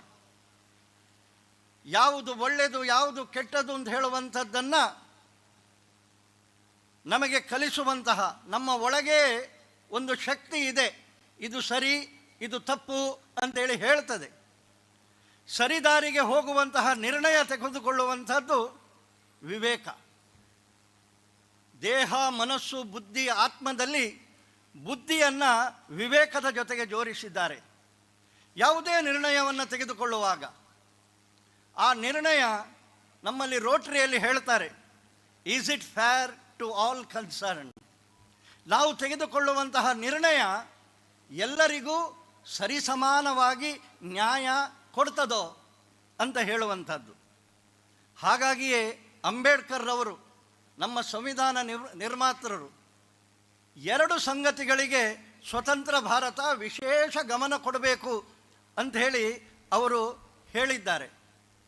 ಬಹಳ ಕಷ್ಟದ ಹಿನ್ನೆಲೆಯಲ್ಲಿ ಬಂದು ಕಲಿಯುವುದಕ್ಕೆ ಶಾಲೆಯ ಹೊರಗಿನ ವೆರಾಂಡದಲ್ಲಿ ಕೂತು ಕಲಿತಂತಹ ಒಬ್ಬ ವಿದ್ಯಾರ್ಥಿ ಈ ದೇಶದ ಸಂವಿಧಾನ ನಿರ್ಮಾತೃರಾಗಿ ಈ ದೇಶದಲ್ಲಿ ಎಲ್ಲರಿಗೂ ಸಮಾನತೆ ಸಿಗಬೇಕು, ಎಲ್ಲರಿಗೂ ಮೂಲಭೂತ ಹಕ್ಕುಗಳು ಸಿಗಬೇಕು, ಇದು ಈ ಭಾರತದ ಮಣ್ಣಿನ ಗುಣ ಅಂತ ಹೇಳುವಂತಹ ದೃಷ್ಟಿಯಲ್ಲಿ, ಈಗ ತಾನೇ ನಾವು ನಾಡಗೀತೆಯಲ್ಲಿ ಹೇಳಿದೆವು, ಸರ್ವ ಜನಾಂಗದ ಶಾಂತಿಯ ತೋಟ, ಹಿಂದೂ ಮುಸ್ಲಿಂ ಕ್ರೈಸ್ತರು ಎಲ್ಲರೂ ಒಂದಾಗಿ ಬಾಳುವಂತಹ ದೃಷ್ಟಿಯಲ್ಲಿ ಈ ಕಾರ್ಯಕ್ರಮ ನಮಗೆ ಈ ಶಾಲೆಯಲ್ಲಿ ಇವತ್ತು ಆಗ್ತಾ ಇರುವಂಥದ್ದು ಅತ್ಯಂತ ಗೌರವದ ಸಂಗತಿ. ಒಂದು ಶಿಕ್ಷಣ, ಎರಡನೇದು ಆರೋಗ್ಯ. ಇದು ಪ್ರಾಥಮಿಕ ಆದ್ಯತೆಗಳು ಅಂತ ಹೇಳುವಂಥದ್ದನ್ನು ಹೇಳ್ತಾ ಈಗಿನ ಕಾಲಘಟ್ಟ, ಒಂದು ಮಾತು ಹೇಳಿ ನನ್ನ ಮಾತನ್ನು ನಿಲ್ಲಿಸ್ತೇನೆ. ಎರಡೇ ಮಾತು ಮಾತಾಡಬೇಕು ಹೇಳಿದ್ದಾರೆ ಅತಿಥಿಯ ನೆಲೆಯಲ್ಲಿ. ನಾವು ಸ್ವಲ್ಪ ಅಶೋಕರೇ ರಾಜಕೀಯದವರು, ಜನ ಸೇರಿದಲ್ಲಿ ಮೈಕು ಜನ ಎದುರಿಗೆ ಸಿಕ್ಕಿದರೆ ಎರಡು ಮಾತು ಮಾತಾಡೋದು ಸ್ವಲ್ಪ ನಮಗೆ ಕಷ್ಟ. ಆದರೂ ಯಾಕೆಂದೇಳಿದರೆ ಈಗ ನಾವು ಭಾಷಣ ಮಾಡ್ತೇವೆ ಅಂತ ಹೇಳಿದರೆ ಜನ ಸೇರುವುದಿಲ್ಲ, ಜನ ಸೇರಿದಲ್ಲಿ ನಾವು ಭಾಷಣ ಮಾಡಬೇಕು. ಹಾಗಾಗಿ ಜನ ಸೇರಿದೆ, ಮೈಕಿನ ವ್ಯವಸ್ಥೆ ಇದೆ, ಅರಳುವ ಮನಸ್ಸಿನ ಮಕ್ಕಳು ಎದುರಿಗಿದ್ದಾರೆ, ಅವರ ಜೊತೆ ಎರಡು ಒಳ್ಳೆಯ ಮಾತುಗಳನ್ನು ಹೇಳಿಕೊಳ್ಳುವ ಅಂತ ಹೇಳುವ ದೃಷ್ಟಿಯಲ್ಲಿ. ಇಲ್ಲ ಇಲ್ಲ ಇಲ್ಲ ಈಗ ಮಕ್ಕಳಿಗೆ ಬುದ್ಧಿ ಹೇಳುವಷ್ಟು ನಾವು, ಅವರೇ ನಮಗೆ ಬೇಕಾದರೆ ಹೇಳ್ತಾರೆ. ಯಾಕೆಂದರೆ ಜ್ಞಾನ ಅಂತ ಹೇಳುವಂಥದ್ದು ಅವರ ಕೈಯಲ್ಲೇ ಇದೆ. ಒಂದು ಬಟನ್ ಒತ್ತಿದರೆ ಇಡೀ ಜಗತ್ತು ಏನು ಅಂತ ಹೇಳುವಂಥದ್ದನ್ನು ನೋಡುವ ಶಕ್ತಿಯ ಕಾಲಘಟ್ಟದಲ್ಲಿ ನಾವಿದ್ದೇವೆ. ನಮ್ಮ ಕಾಲದಲ್ಲಿ ಹಾಗಿತ್ತು, ನಮಗೆ ಬುದ್ಧಿ ಹೇಳಬೇಕಿತ್ತು. ಒಂದು ವೇಳೆ ಒಂದೆರಡು ಪೆಟ್ಟು ಹೊಡೆದ್ರೂ ನಾವು ತಿಂತಿದ್ದೆವು, ಮನೆಗೆ ಹೋಗಿ ಹೇಳ್ತಿರಲಿಲ್ಲ. ಯಾಕೆಂತ ಹೇಳಿದರೆ ಮನೆಗೆ ಹೋಗಿ ಹೇಳಿದರೆ ಮತ್ತೆ ಪುನಃ ಎರಡು ಪೆಟ್ಟು ತಿನ್ನಬೇಕಾಗ್ತಿತ್ತು ನಾವು. ಆದರೆ ಈಗ ಹಾಗಲ್ಲ. ಈಗ ಮಕ್ಕಳನ್ನು ಬಹಳ ಪ್ರೀತಿಯಿಂದ ಒಂದೆರಡು ಚಂದದ ಮಾತುಗಳನ್ನು ಹೇಳುವಂಥದ್ದು ಮಾತ್ರ. ಒಂದು ಬದಲಾದಂತಹ ಕಾಲಘಟ್ಟದಲ್ಲಿ ನಾವಿದ್ದೇವೆ. ಭಾರತ ಅಂತ ಹೇಳುವಂಥದ್ದು ನಂಬಿಕೆಯ ಆಧಾರದ ಮೇಲೆ ಇರುವಂತಹ ದೇಶ ಅಲ್ಲ. ನಾವು we are the land of seekers. ನಾವು ಅನ್ವೇಷಕರು, ನಾವು ಹುಡುಕಾಟ ಮಾಡುವವರು. ಈ ದೇಶದ ಪರಂಪರೆಯನ್ನೇನಾದರೂ ನೋಡಿದರೆ, ದೇವರು ಇದ್ದಾರೆ ಅಂತ ಹೇಳಿ ಯಾರಾದರೂ ಹೇಳಿದ ತಕ್ಷಣ ಒಪ್ಪಿಕೊಳ್ಳಬೇಕು ಅಂತ ಹೇಳುವಂತಹ ನಂಬಿಕೆ ಈ ದೇಶದಲ್ಲಿ ಇಲ್ಲ. ದೇವರು ಇದ್ದಾರೋ ಇಲ್ವೋ ಅಂತ ಹೇಳುವಂತಹ ಪರೀಕ್ಷೆ ಮಾಡುವಂತಹ, ಆ ಬಗ್ಗೆ ಪ್ರಯತ್ನ ಪಡುವಂತಹ ಸ್ವಾತಂತ್ರ್ಯ ನಮ್ಮ ದೇಶದ ಸನಾತನ ಪರಂಪರೆಯಲ್ಲಿದೆ. ಭಗವದ್ಗೀತೆಯಲ್ಲೇ ಶ್ರೀಕೃಷ್ಣ ಏನು ಹೇಳಿದ್ದಾನೆ ಅಂತ ಹೇಳಿದರೆ, ನಾನು ಹೇಳಿದ್ದನ್ನು ನೀನು ನಂಬಬೇಕು ಅಂತ ಹೇಳಿ ನಾನು ಹೇಳೋದಿಲ್ಲ, ನಿನ್ನ ವಿವೇಕವನ್ನು, ನಿನ್ನ ವಿವೇಚನೆಯನ್ನು ಉಪಯೋಗ ಮಾಡಿ ಸರಿ ಕಂಡ್ರೆ ಮಾತ್ರ ಮುಂದುವರಿ ಅಂತ ಹೇಳುವಂತಹ ಸ್ವಾತಂತ್ರ್ಯವನ್ನು ಭಗವದ್ಗೀತೆಯಲ್ಲಿ ಆ ಕಾಲದಲ್ಲಿಯೇ ಶ್ರೀಕೃಷ್ಣ, ನಾವು ನಂಬುವಂತಹ ದೇವರು ಕೊಟ್ಟಿದ್ದಾರೆ. ಈ ಹಿನ್ನೆಲೆಯಲ್ಲಿ ಇದು ಸೀಕರ್ಸ್ ಲ್ಯಾಂಡ್. ಈಗಿನ ವಿದ್ಯಾರ್ಥಿಗಳಿಗೆ ಒಂದು ಮಾತು ಹೇಳಿ ನನ್ನ ಮಾತನ್ನು ನಿಲ್ಲಿಸ್ತೇನೆ. ಈಗ ವಿಜ್ಞಾನದ ಯುಗ. ಭಾರತ ಬಹಳ ದೊಡ್ಡ ರೀತಿಯಲ್ಲಿ ಜಗತ್ತಿನ ಮುಂದೆ ತೆರೆದುಕೊಳ್ತಾ ಇದೆ. ಒಂದು ಕಾಲಘಟ್ಟ ಇತ್ತು, ಹಳ್ಳಿಯ ಮಕ್ಕಳು, ಕನ್ನಡ ಭಾಷೆಯಲ್ಲಿ ಕಲಿತ ಮಕ್ಕಳು ಅಂತ ಹೇಳುವಂತಹ ರೀತಿಯ ಮಾನಸಿಕತೆ ಇತ್ತು. ಆದರೆ ಇವತ್ತು ಭಾರತ ಸಾಧನೆ ಮಾಡುವಂತಹ ಒಂದೊಂದು ಸಂಗತಿಯನ್ನು ನೋಡಿದರೆ, ಬಾಹ್ಯಾಕಾಶದಿಂದ ಹಿಡಿದು ಎಲ್ಲ ರೀತಿಯ ವೈಜ್ಞಾನಿಕ ಬೆಳವಣಿಗೆಯಲ್ಲಿ ಭಾರತ 1-2ನೇ ಸ್ಥಾನಕ್ಕೆ ಪೈಪೋಟಿ ಕೊಡುವಷ್ಟು ಭಾರತದ ಯುವ ಜನತೆ ತಮ್ಮನ್ನು ತಾವು ಸಿದ್ಧಗೊಳಿಸ್ತಾ ಇದ್ದಾರೆ. ಸ್ಟಾರ್ಟಪ್ ಅಂತೇಳಿ ಹೇಳಿದಾಗ ತುಂಬ ಸಣ್ಣ ಸಂಗತಿ ಅಂಥೇಳಿ ಕಂಡಿತ್ತು. ಆದರೆ ಇವತ್ತು ಏನಾದರೂ ನೋಡಿದರೆ ಎಂತೆಂತಹ ಅನ್ವೇಷಣೆಗಳು, ಹಳ್ಳಿಯ ಹೆಣ್ಣು ಮಕ್ಕಳ ಕೈಯಲ್ಲಿ ಕೂಡ ಇವತ್ತು ಕೃಷಿಯ ದೃಷ್ಟಿಯಲ್ಲಿ ಡ್ರೋನನ್ನು ಉಪಯೋಗ ಮಾಡುವಷ್ಟರ ಮಟ್ಟಿಗೆ ಹಳ್ಳಿಯ ಹೆಣ್ಣು ಮಕ್ಕಳು ಬೆಳೆದು ನಿಂತಿದ್ದಾರೆ ಅಂತೇಳಿ. ಆದರೆ ಇದು ವೈಜ್ಞಾನಿಕ ಯುಗ. ಈ ಹಿನ್ನೆಲೆಯಲ್ಲಿ ಭಾರತಕ್ಕೆ ಜಗತ್ತೇ ತೆರೆದು ನಿಲ್ತಾ ಇದೆ. ಒಂದೊಂದು ದೇಶಕ್ಕೆ ಒಂದೊಂದು ಕಾಲಘಟ್ಟ ಬರ್ತದಂತೆ. ಒಂದು ಕಾಲದಲ್ಲಿ ಸೂರ್ಯ ಮುಳುಗದ ಸಾಮ್ರಾಜ್ಯ ಬ್ರಿಟಿಷರದ್ದಾಗಿದ್ದರೆ ಅದರ ನಂತರದಲ್ಲಿ ಅಮೇರಿಕಕ್ಕೆ ಹೋಯಿತು ಆ ಸ್ಥಾನ, ಮತ್ತು ಜಪಾನಿಗೆ ಹೋಯಿತು, ಅದರ ನಂತರ ಚೈನಾಗೆ ಹೋಯಿತು. ಆದರೆ ಇವತ್ತು ಇಡೀ ಜಗತ್ತು ಒಂದು ನಂಬಿಕೆಯ ದೇಶವಾಗಿ, ರಾಷ್ಟ್ರವಾಗಿ ಇವತ್ತು ಎದ್ದು ನಿಲ್ಲುವಂತಹ ರಾಷ್ಟ್ರ ಯಾವುದು ಅಂತೇಳಿ ಕೇಳಿದರೆ ಅದು ನಮ್ಮ ಭಾರತ ಅಂತ ಹೇಳುವಂತಹ ಹೆಮ್ಮೆಯನ್ನು ನಾವು ಪಡಬೇಕು. ಈ ದೃಷ್ಟಿಯಲ್ಲಿ ನಮ್ಮದಾದಂತಹ ರೀತಿಯಲ್ಲಿ ಕೊಡುಗೆಯನ್ನು ಕೊಡಬೇಕು ಅಂತ ಹೇಳುವಂತಹ ಮಾತನ್ನು ಹೇಳ್ತಾ, ಇವತ್ತು ಈ ಕಾರ್ಯಕ್ರಮದಲ್ಲಿ ನನ್ನ ಮನಸ್ಸಿಗೆ ಕಂಡದ್ದು, ಅಶೋಕ್ ರೈಗಳು ಕೂಡ ಹಾಗೆ ಅವರ ಮನಸ್ಸಿನಲ್ಲಿ ಏನಾದರೂ ಬಂದರೆ ನಾವು ಕೆಲವೆಲ್ಲ ಮೀಟಿಂಗ್ನಲ್ಲಿ ಒಟ್ಟಿಗೆ ಸೇರುವಾಗ ನಾವು ನೋಡ್ತೇವೆ, ಸರಿ ಕಂಡದ್ದನ್ನು ಸರಿ ಅಂತೇಳಿ ಅವರು ಅಲ್ಲಿ ಹೇಳ್ತಾರೆ. ಆ ದೃಷ್ಟಿಯಲ್ಲಿ ನನಗೆ ಒಂದು ಕಂಡದ್ದನ್ನು ಹೇಳಿ ನನ್ನ ಮಾತನ್ನು ನಿಲ್ಲಿಸ್ತೇವೆ. ನಾವೇನು ರಾಜಕೀಯದ ವಿರೋಧಿಗಳಲ್ಲ. ಪ್ರಜಾಪ್ರಭುತ್ವದಲ್ಲಿ ಆಡಳಿತ ಪಕ್ಷ ಮತ್ತು ಪ್ರತಿಪಕ್ಷ, ಇದು ಸಂವಿಧಾನದ ವ್ಯವಸ್ಥೆ. ಪ್ರತಿಪಕ್ಷ ಅಂತ ಹೇಳುವ ಶಬ್ದವನ್ನು ನಾನು ಉಪಯೋಗ ಮಾಡಿದ್ದೇನೆ. ವಿರೋಧ ಪಕ್ಷ ಅಲ್ಲ, ಪ್ರತಿಪಕ್ಷ. ಮೊನ್ನೆಯವರೆಗೆ BJPಯ ಸರ್ಕಾರ ಇತ್ತು, ಈಗ ಕಾಂಗ್ರೆಸ್ಸಿನ ಸರ್ಕಾರ ಇದೆ. ಜನ ಯಾರಿಗೆ ಆಶೀರ್ವಾದ ಮಾಡ್ತಾರೆ ಅವರು ಆಡಳಿತಕ್ಕೆ ಬರ್ತಾರೆ. ಬಂದಾಗ ನಮ್ಮ ದೃಷ್ಟಿಯಲ್ಲಿ ಎಷ್ಟು ನ್ಯಾಯ ಕೊಡಬೇಕು ಆ ಸ್ಥಾನಕ್ಕೆ, ಆ ಜವಾಬ್ದಾರಿಗೆ ಅಂತ ಹೇಳುವ ದೃಷ್ಟಿಯಲ್ಲಿ ಅಶೋಕ್ ರೈಗಳು ಪ್ರಯತ್ನ ಪಡ್ತಾರೆ, ನಾವು ಸಹ ಪ್ರಯತ್ನ ಪಡ್ತೇವೆ. ನನಗೆ ಕಂಡದ್ದು ಪ್ರೋಟೋಕಾಲ್ ಸರಿ ಇದೆ, ನಾನು ಇಲ್ಲ ಅಂತೇಳಿ ಹೇಳುವುದಿಲ್ಲ. ಪ್ರೋಟೋಕಾಲ್ನಲ್ಲಿ ಆ ಇನ್ವಿಟೇಷನ್ನಲ್ಲಿ ಹಾಕಿದ ಹೆಸರುಗಳನ್ನೆಲ್ಲ ನೋಡಿದರೆ ಅದು ಕರೀಲೇಬೇಕಾದಂಥದ್ದು. ಅದರ ಜೊತೆಗೆ ನಿರ್ಣಯ ಆಡಳಿತ ಮಂಡಳಿಯ ಅಥವಾ ಕಾಲೇಜಿನ ಅಭಿವೃದ್ಧಿಯ ದೃಷ್ಟಿಯವರೇ. ಆದರೆ ನನ್ನ ಮನಸ್ಸಿಗೆ ಕಂಡೊಂದು ವಾತಾವರಣ ಒಳ್ಳೆಯದು ಮಾಡುವ ದೃಷ್ಟಿಯಲ್ಲಿ, ಅನುಷ್ಠಾನದ ದೃಷ್ಟಿಯಲ್ಲಿ ಎಲ್ಲ ರೀತಿಯಿಂದಲೂ ಸರ್ವ ಪ್ರಯತ್ನ ಪಟ್ಟದ್ದು ಅಶೋಕ್ ರೈಗಳು. ಆದರೂ ಕೂಡ ಈ ವಿವೇಕ ಕೊಠಡಿಗಳು ಅಂತ ಹೇಳುವಂತಹ ಕನ್ಸೆಪ್ಟ್, ಇದನ್ನು ಹಿಂದಿನ ಸರ್ಕಾರದಲ್ಲಿ ನಾಗೇಶ್ರು ಎಜುಕೇಷನ್ ಮಿನಿಸ್ಟರ್ ಆಗಿದ್ದಾಗ ಮಾಡಿದಂತಹ ಕಾರ್ಯಕ್ರಮ. ನನ್ನ ಮನಸ್ಸಿಗೆ ಕಂಡದ್ದೇನು ಅಂತ ಹೇಳಿದರೆ, ಇಲ್ಲಿ ಈ ವಾತಾವರಣ, ಊರಿನಲ್ಲಿ ಒಂದು ಒಳ್ಳೆಯ ವಾತಾವರಣ ನಿರ್ಮಾಣ ಮಾಡುವ ದೃಷ್ಟಿಯಲ್ಲಿ ನಾವು ಎಲ್ಲರನ್ನೂ ಕರೆದಿದ್ದೇವೆ. ಇಲ್ಲೇ ಹತ್ತಿರದಲ್ಲಿಯೇ ಸಂಜೀವ್ ಮಠಂದೂರರು ಹಿಂದಿನ ಶಾಸಕರು, ಅವರನ್ನು ಸೌಜನ್ಯ ಅಥವಾ ಕರ್ಟೆಸಿ ಅಂತೇಳಿ ಹೇಳ್ತಾರೆ, ಅವರ ಮನೆಯ ಅಂಗಳದಲ್ಲಿಯೇ ಈ ಕಾರ್ಯಕ್ರಮ ಆಗ್ತದೆ. ಅವರನ್ನು ಕರೆದಿದ್ದರೆ ಒಳ್ಳೆದಿತ್ತು, ಒಟ್ಟು ವಾತಾವರಣದ ದೃಷ್ಟಿಯಲ್ಲಿಯೂ ಒಳ್ಳೆಯದಾಗ್ತಿತ್ತು ಅಂತ ಹೇಳುವಂತಹ ಭಾವನೆಯನ್ನು ವ್ಯಕ್ತಪಡಿಸುತ್ತಾ, ನಾನು ಮಾತಾಡಿದ್ರಲ್ಲಿ ಇದನ್ನು ರಾಜಕೀಯ ಅಂಥೇಳಿ ತಿಳ್ಕೊಳ್ಬೇಡಿ, ಒಟ್ಟು ರಾಜಕೀಯದ ಆರೋಗ್ಯದ ದೃಷ್ಟಿಯಲ್ಲಿ ಈ ರೀತಿಯ ನಿರ್ಣಯಗಳನ್ನು ತೆಗೆದುಕೊಂಡಾಗ ನಮ್ಮ ಸ್ಥಾನ ಮೇಲಕ್ಕೆ ಹೋಗ್ತದೆ. ಅಶೋಕ್ ರೈಗಳು ಏನು ಅವರನ್ನು ಕರೆಯುವುದು ಬೇಡ ಅಂತೇಳಿ ಖಂಡಿತವಾಗಿ ಹೇಳೋದಿಲ್ಲ, ಯಾಕೆಂದರೆ ಅವರ ಮನಸ್ಸು ದೊಡ್ಡದೇ ಇದೆ. ಆ ದೃಷ್ಟಿಯಲ್ಲಿ ಅವರನ್ನು ಕರೆದಿದ್ದರೆ ಒಳ್ಳೆದಿತ್ತು ಅಂತ ಹೇಳುವಂತಹ ಭಾವನೆಯನ್ನು ವ್ಯಕ್ತಪಡಿಸ್ತಾ, ನನ್ನನ್ನು ಕರೆದು ಈ ಕಾರ್ಯಕ್ರಮದಲ್ಲಿ ಇಷ್ಟೊತ್ತು ಮಾತನಾಡಿದ್ದಕ್ಕೆ, ನಾನು ಆಡಿದ ಮಾತುಗಳನ್ನು ಸಹಿಸಿಕೊಂಡದ್ದಕ್ಕೆ ಧನ್ಯವಾದಗಳನ್ನು ಹೇಳ್ತಾ, ಬಸ್ತಿಕಾರರು ನನ್ನ ಆತ್ಮೀಯರು ಕೂಡ, ಆ ದೃಷ್ಟಿಯಲ್ಲಿಯೂ ಅವರಿಗೂ ವಿಶೇಷವಾದಂತಹ ಕೃತಜ್ಞತೆಯನ್ನು ಸಲ್ಲಿಸಿ ನನ್ನ ಮಾತನ್ನು ನಿಲ್ಲಿಸ್ತೇನೆ. ಧನ್ಯವಾದ. ಧನ್ಯವಾದಗಳು ಸರ್. ತಮ್ಮ ಮಾತುಗಳು ನಮ್ಮ ವಿದ್ಯಾರ್ಥಿಗಳಿಗೆ ಸತ್ಪ್ರೇರಣೆಯನ್ನು ನೀಡಲಿ.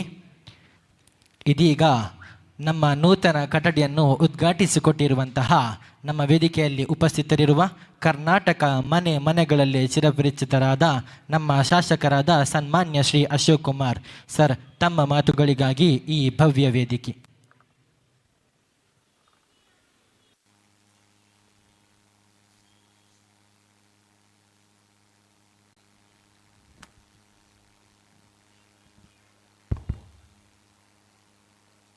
ಸರಕಾರಿ ಪದವಿ ಪೂರ್ವ ಕಾಲೇಜು ಉಪ್ಪಿನಂಗಡಿ ಇದರ 12 ನೂತನ ವಿವೇಕ ಕೊಠಡಿಗಳ ಉದ್ಘಾಟನಾ ಸಮಾರಂಭದ ಸಭಾ ಕಾರ್ಯಕ್ರಮದಲ್ಲಿ ಆಸೀನರಾಗಿರುವಂಥ ಕರ್ನಾಟಕ ವಿಧಾನ ಪರಿಷತ್ತಿನ ಶಾಸಕರು, ನನ್ನ ಆತ್ಮೀಯರು, ಈ ಹಿಂದೆ ನನ್ನ ಮಾರ್ಗದರ್ಶಕರೂ ಆಗಿದ್ದಂಥ ಪ್ರತಾಪ್ ಸಿಂಹ ನಾಯಕ್ ಅವರೇ, ಉಪ್ಪಿನಂಗಡಿ ಗ್ರಾಮ ಪಂಚಾಯತಿನ ಅಧ್ಯಕ್ಷರಾಗಿರುವಂಥ ಶ್ರೀಮತಿ ಲಲಿತಾ ಅವರೇ, ಈ ಕಾಲೇಜಿನ ಕಾರ್ಯಾಧ್ಯಕ್ಷರು ಆತ್ಮೀಯರು ಆಗಿರುವಂಥ ಅಜೀಜ್ ಬಸ್ತಿಕಾರ್ ಅವರೇ, ಪ್ರಾಂಶುಪಾಲರಾಗಿರುವಂಥ ಇಬ್ರಾಹಿಂ ಎಮ್ ಅವರೇ, ನನ್ನ ಆತ್ಮೀಯರಾಗಿರುವಂಥ ಚಂದ್ರಹಾಸ್ ಶೆಟ್ಟಿ ಅವರೇ, ಉಪ್ಪಿನಂಗಡಿಯ ಖ್ಯಾತ ಡಾಕ್ಟರ್ ಆಗಿರುವಂಥ ರಾಜರಾಮ್ ಅವರೇ, ಸಹಸ್ರಲಿಂಗೇಶ್ವರ ದೇವಸ್ಥಾನದ ಆಡಳಿತ ಮಂಡಳಿಯ ಅಧ್ಯಕ್ಷರಾಗಿರುವಂಥ ರಾಧಾಕೃಷ್ಣ ನಾಯಕ್ ಅವರೇ, ಪುತ್ತೂರಿನ ಖ್ಯಾತ ವೈದ್ಯರಂಥ ಡಾಕ್ಟರ್ ನಿರಂಜನ್ ರೈಗಳೇ, ಯುಟಿ ತೌಸೀಫ್ ಅವರೇ, ಮುರಳೀಧರ್ ರೈಗಡೆ, ಜೆರಾಲ್ಡ್ ಡಿಸೋಜಾ ಅವರೇ, ಮಸೀದಿಯ ಧರ್ಮಗುರುಗಳಂಥ ಯೂಸುಫ್ ಅವರೇ, ಇಬ್ರಾಹಿಂ ಅವರೇ, ಆದಮ್ ಕೊಪ್ಪಳ್ರವರೇ, ಅಬ್ದುಲ್ ರಹಿಮಾನ್ ರೇ, ಹನಿ ಮ್ಯಾನೇಜರ್ಸ್ ಅವರೇ, ನಜೀರ್ ಮಠ ಅವರೇ, ಜೋನ್ ಕೆನಟ್ ಅವರೇ, ವೇದಿಕೆಯ ಮೇಲಿರುವಂಥ ಎಲ್ಲ ಗಣ್ಯರೇ, ವೇದಿಕೆಯ ಎದುರುಗಡೆ ಇರುವಂಥ ಎಲ್ಲ ಈ ಶಾಲೆಯ ಪೋಷಕರೇ, ಬಂಧುಗಳೇ, ವಿದ್ಯಾರ್ಥಿಗಳೇ, ವಿದ್ಯಾರ್ಥಿನಿಯರೇ, ಮಾಧ್ಯಮದ ಮಿತ್ರರೇ, ಇವತ್ತು ಬಹುಶಃ ಒಂದು ಅಚೀವ್ಮೆಂಟ್ ದಿವಸ ಅಂತ ಹೇಳ್ಬೋದು. 8-9 ತಿಂಗಳ ಹಿಂದೆ ನಾವು ಶಿಲಾನ್ಯಾಸಕ್ಕೆ ಇದೇ ಜಾಗದಲ್ಲಿ ಕಾರ್ಯಕ್ರಮ ಮಾಡಿ ಶಿಲಾನ್ಯಾಸ ಕಾರ್ಯಕ್ರಮವನ್ನು ನಾವು ಮಾಡಿದ್ದೀವಿ.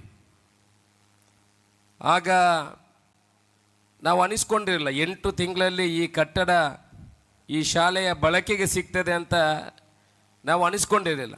ಯಾಕಂತ ಹೇಳಿದ್ರೆ ಸರಕಾರಿ ಕಾಮಗಾರಿಗಳಂತ ಹೇಳಿದ್ರೆ ಹಾಗೆ, ಅದು ಒಂದು ಸ್ಟೆಪ್ ಮಾಡೋದು, ಇನ್ನೊಂದು ಸ್ಟೆಪ್ ಮಾಡೋದು, ಹಣ ಬರುವುದು, ಇನ್ನೊಂದು ಹೋಗೋದು, ಅದು 1 ವರ್ಷಕ್ಕೆ ಆದರೆ ಪುಣ್ಯ, 2 ವರ್ಷಕ್ಕೆ ಆಗೋದು ಅಲ್ಲಿಂದ ಅಲ್ಲಿಗೆ ಕುಂಠಿತಾಗಿ ಆಗುವಂಥದ್ದು.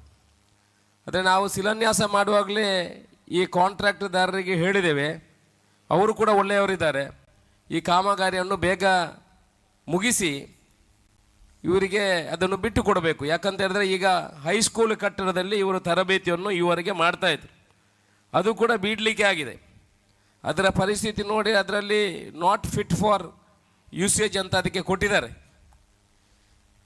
ಆದರೂ ನಮಗೆ ಬೇರೆ ಏನು ಅಲ್ಲಿ ವ್ಯವಸ್ಥೆಗಳಿರಲಿಲ್ಲ, ಅದಕ್ಕೆ ಅದರಲ್ಲಿ ಕ್ಲಾಸ್ಗಳನ್ನು ಮಾಡಿ ಈಗ ಹೊಸ ಕಟ್ಟಡಕ್ಕೆ ನಾವು ಬರುವಂಥ ಕೆಲಸಗಳಾಗಿದೆ. ಅದಕ್ಕೆ ಕಾಂಟ್ರಾಕ್ಟ್ರು ಒಂದು ಕಡೆ ಆದರೆ, ನಮ್ಮ ಈ ಶಾಲೆಯ ಕಾರ್ಯಾಧ್ಯಕ್ಷರು ಮತ್ತು ಪ್ರಿನ್ಸಿಪಾಲ್ರು ಮತ್ತು ಅವರ ಅಧ್ಯಾಪಕ ವೃಂದ ಸತತ ಅದರ ಹಿಂದೆ ಬಿದ್ದು ಆ ಪ್ರತಿ ಕಾಮಗಾರಿಗೆ ಅವರ ಜೊತೆಯಲ್ಲಿ ಹೋಗಿ ಅದನ್ನು ಆದಷ್ಟು ಬೇಗ ಮಾಡುವಲ್ಲಿ ಅವರ ಪ್ರಯತ್ನ ಕೂಡ ಇದೆ. ಈ ಭಾಗದ ಸಮಾಜದ ಹಿತೈಷಿಗಳು, ಈ ಶಾಲೆಯ ಹಿತೈಷಿಗಳು ಕೂಡ ಅವ್ರ ಜೊತೆ ಕೈ ಜೋಡಿಸುವಂಥ ಕೆಲಸವನ್ನು ಮಾಡಿದ್ದಾರೆ. ಬರೀ ಸರಕಾರ ಮಾತ್ರ ಮಾಡುವುದಲ್ಲ, ನಾವು ಕೂಡ ಅವರ ಜೊತೆ ಸೇರಿದರೆ ಕಾಮಗಾರಿಗಳು ಬೇಗ ಬೇಗ ಆಗ್ತದೆ. ಅದನ್ನು ಇವತ್ತು ಲೋಕಾರ್ಪಣೆ ಮಾಡುವಂಥ ಕೆಲಸವನ್ನು ನಾವೆಲ್ಲ ಮಾಡಿದ್ದೀವಿ. ನಾನು ಮಕ್ಕಳಿಗೆ ಹೇಳುವಂಥದ್ದು ಒಂದೇ, ಪ್ರತಾಪ್ ಸಿಂಹರು ಒಂದಷ್ಟು ವಿಚಾರಗಳನ್ನು ಉಲ್ಲೇಖ ಮಾಡಿದರು. ಅವರು ಭಾರಿ ಅನುಭವಿ ರಾಜಕಾರಣಿ, ಸಮಾಜದ ಎಲ್ಲ ಆಗು ಹೋಗುಗಳ ಬಗ್ಗೆ ಅವರಿಗೆ ಮಾಹಿತಿಗಳಿದೆ, ನಾಲೆಜ್ ಇದೆ, ಅನುಭವಗಳು ಕೂಡ ಅವರ ಹತ್ರ ತುಂಬ ಇದೆ. ಇವತ್ತಿನ ಕಾಲಘಟ್ಟದಲ್ಲಿ ಯಾವ ರೀತಿ ಮಕ್ಕಳಿದ್ದಾರೆ, ಯಾವ ರೀತಿ ಯಾವುದಕ್ಕೆ ಡಿಪೆಂಡ್ ಆಗಿದ್ದಾರೆ. ನಾನು ಹೇಳುವಂಥದ್ದು, ಮನುಷ್ಯನಿಗೆ ಕಂಪ್ಲೀಟ್ ಮ್ಯಾನ್ ಅಂತ ಹೇಳಿದರೆ ಅದು 3 ವಿಚಾರಗಳು. ಒಂದು ಹೆಲ್ತ್ ಬೇಕು, ಒಂದು ಎಜುಕೇಷನ್ ಬೇಕು, ಒಂದು ಉದ್ಯೋಗ ಬೇಕು. ಈ 3 ಸಿಕ್ಕಿದ್ರೆ is called as A complete man ಅಂತ. ಅದನ್ನು 3 ತಗೊಳ್ಳಿಕ್ಕೆ ಈಗಿನ ಪರಿಸ್ಥಿತಿಯಲ್ಲಿ ಯಾವ ರೀತಿಯ ತೊಂದರೆಗಳು ಇಲ್ಲ. ಈ ಹಿಂದೆ ಇಂಜಿನಿಯರು, ಡಾಕ್ಟರು ಎಲ್ಲ ಆಗಬೇಕಿದ್ರೆ ನಿಮಗೆ ಗೊತ್ತಿದೆ, ನಾನು ಅದನ್ನು ಮೊನ್ನೆ ಹಿಂದೆ ಕೂಡ ಉಲ್ಲೇಖ ಮಾಡಿದ್ದೆ. ಡೊನೇಷನ್ ಕೊಡಬೇಕಿತ್ತು, ಇನ್ನೊಂದು ಕಡೆ ಹೋಗಬೇಕು, ಆನಂತರ ಇಂಜಿನಿಯರ್ ಆಗಬೇಕಿದ್ರೆ ಯಾರು ದುಡ್ಡಿದ್ದವನು ಅವನು ಮಾತ್ರ ಮಾಡಲಿಕ್ಕೆ, ನೀಟ್ ಡಾಕ್ಟರ್ ಆಗಬೇಕಿದ್ರೆ ದುಡ್ಡಿದ್ದವನು ಮಾತ್ರ ಮಾಡಲಿಕ್ಕೆ. ಈಗ ಅದು ಯಾವುದಿಲ್ಲ. ನಮ್ಮ ಈ ರಾಜ್ಯದಲ್ಲಿ ಹಿಂದೆ ಮುಖ್ಯಮಂತ್ರಿ ಆಗಿರುವಂಥ ವೀರಪ್ಪ ಮೊಯ್ಲಿ ಅವರು ನೀಟನ್ನು ಮತ್ತು CET ತರುವ ಮುಖಾಂತರ ಇಡೀ ಜನರ, ಇಡೀ ಯುವಕರಿಗೆ, ಯುವ ಪೀಳಿಗೆಗೆ ನ್ಯಾಯವನ್ನು ಕೊಡುವಂಥ ಕೆಲಸವನ್ನು ಮಾಡಿದರು. ಮುಂದೆ ಡಾಕ್ಟರ್ ಆಗಬೇಕಿದ್ರೆ ಏನು ಮಾಡಬೇಕಿತ್ತು? 1 ಕೋಟಿ ರೂಪಾಯಿ ದುಡ್ಡಿದ್ದ ಅವನ ಮಗ, ಅವನು ಫೇಲ್ ಆದರೂ 60%, 55% ಮಾರ್ಕ್ ತೆಗೆದ ಅವನಿಗೆ ಮಾತ್ರ ಅವನು ಡಾಕ್ಟರ್ ಆಗೋದು. ಈಗ ಆಗಲ್ಲ. ಈಗ ಪಾಸ್ ಆಗಬೇಕಿದ್ರು, ನೀವು ನೀಟ್ ಡಾಕ್ಟರ್ ಪಾಸ್ ಆಗಬೇಕಿದ್ರು ಕೂಡ ಅದನ್ನು 3 ಜನ ವ್ಯಾಲ್ಯೂಯೇಷನ್ ಮಾಡ್ತಾರೆ. ನೀಟಲ್ಲಿ ಅವನು ಮಿನಿಮಮ್ 400, 450, 500 ಮಾರ್ಕನ್ನು ಪಡ್ಕೊಂಡ್ರೆ ಮಾತ್ರ ಅವನು ಕ್ವಾಲಿಫೈ ಆಗುವಂಥದ್ದು. ಬೇರೆ ಯಾರಿಗೂ ಕ್ವಾಲಿಫೈ ನಾನು ಮೊನ್ನೆ ಒಂದು 50-60 ಮಕ್ಕಳು ನನ್ನನ್ನು ಭೇಟಿ ಮಾಡಿದರು, ಡಾಕ್ಟರ್ ಆದವರು. ಬ್ಯಾಂಗ್ಳೂರಿನಲ್ಲಿ ನಾನು ಹೋಗುವಾಗ ಮೆಡಿಕಲ್ ಎಜುಕೇಷನ್ ಮಿನಿಸ್ಟರ್ ಎದುರುಗಡೆ ಆಫೀಸಲ್ಲಿ ಒಂದು 50-60 ಜನ ಮಕ್ಕಳು ನಿಂತ್ಕೊಂಡಿದ್ರು. ನಾನು ಮಕ್ಕಳ ಹತ್ರ ಕೇಳಿದೆ, ಏನು ಪ್ರಾಬ್ಲಮ್ ಏನು ಅಂತ. ಆಗ ಅವರು ಹೇಳ್ತಾರೆ, 3 ಜನ ಅವ್ರದ್ದು ಮೆಡಿಕಲ್ ಏನು ಫಸ್ಟ್ ಇಯರ್ದು ಸೆಕೆಂಡ್ ಇಯರ್ದು ವ್ಯಾಲ್ಯೂಯೇಷನ್ ಮಾಡಿದ್ದಾರೆ. 4 ಜನ ಮಾಡಿದ್ದಾರೆ. 3 ಜನ 40, 50, 60 ಮಾರ್ಕ್ ಕೊಟ್ಟಿದ್ದಾರೆ. ಒಬ್ಬ ಮಾತ್ರ 3 ಮಾರ್ಕ್ ಕೊಟ್ಟಿದ್ದಾರೆ ವ್ಯಾಲ್ಯೂಯೇಷನ್ ಮಾಡಿದವರು. ಸಂಗತಿ ನೋಡಿ ಮನಸ್ಥಿತಿ ಹೇಗಿದೆ. ಬಾಕಿ 3 ಜನ ಮಾಡಿದ್ರಲ್ಲಿ 45, 50, ಒಬ್ಬ 3 ಮಾರ್ಕು, 4 ಮಾರ್ಕು, 10ರಿಂದ ಜಾಸ್ತಿ ಯಾರಿಗೂ ಕೊಡಲಿಲ್ಲ.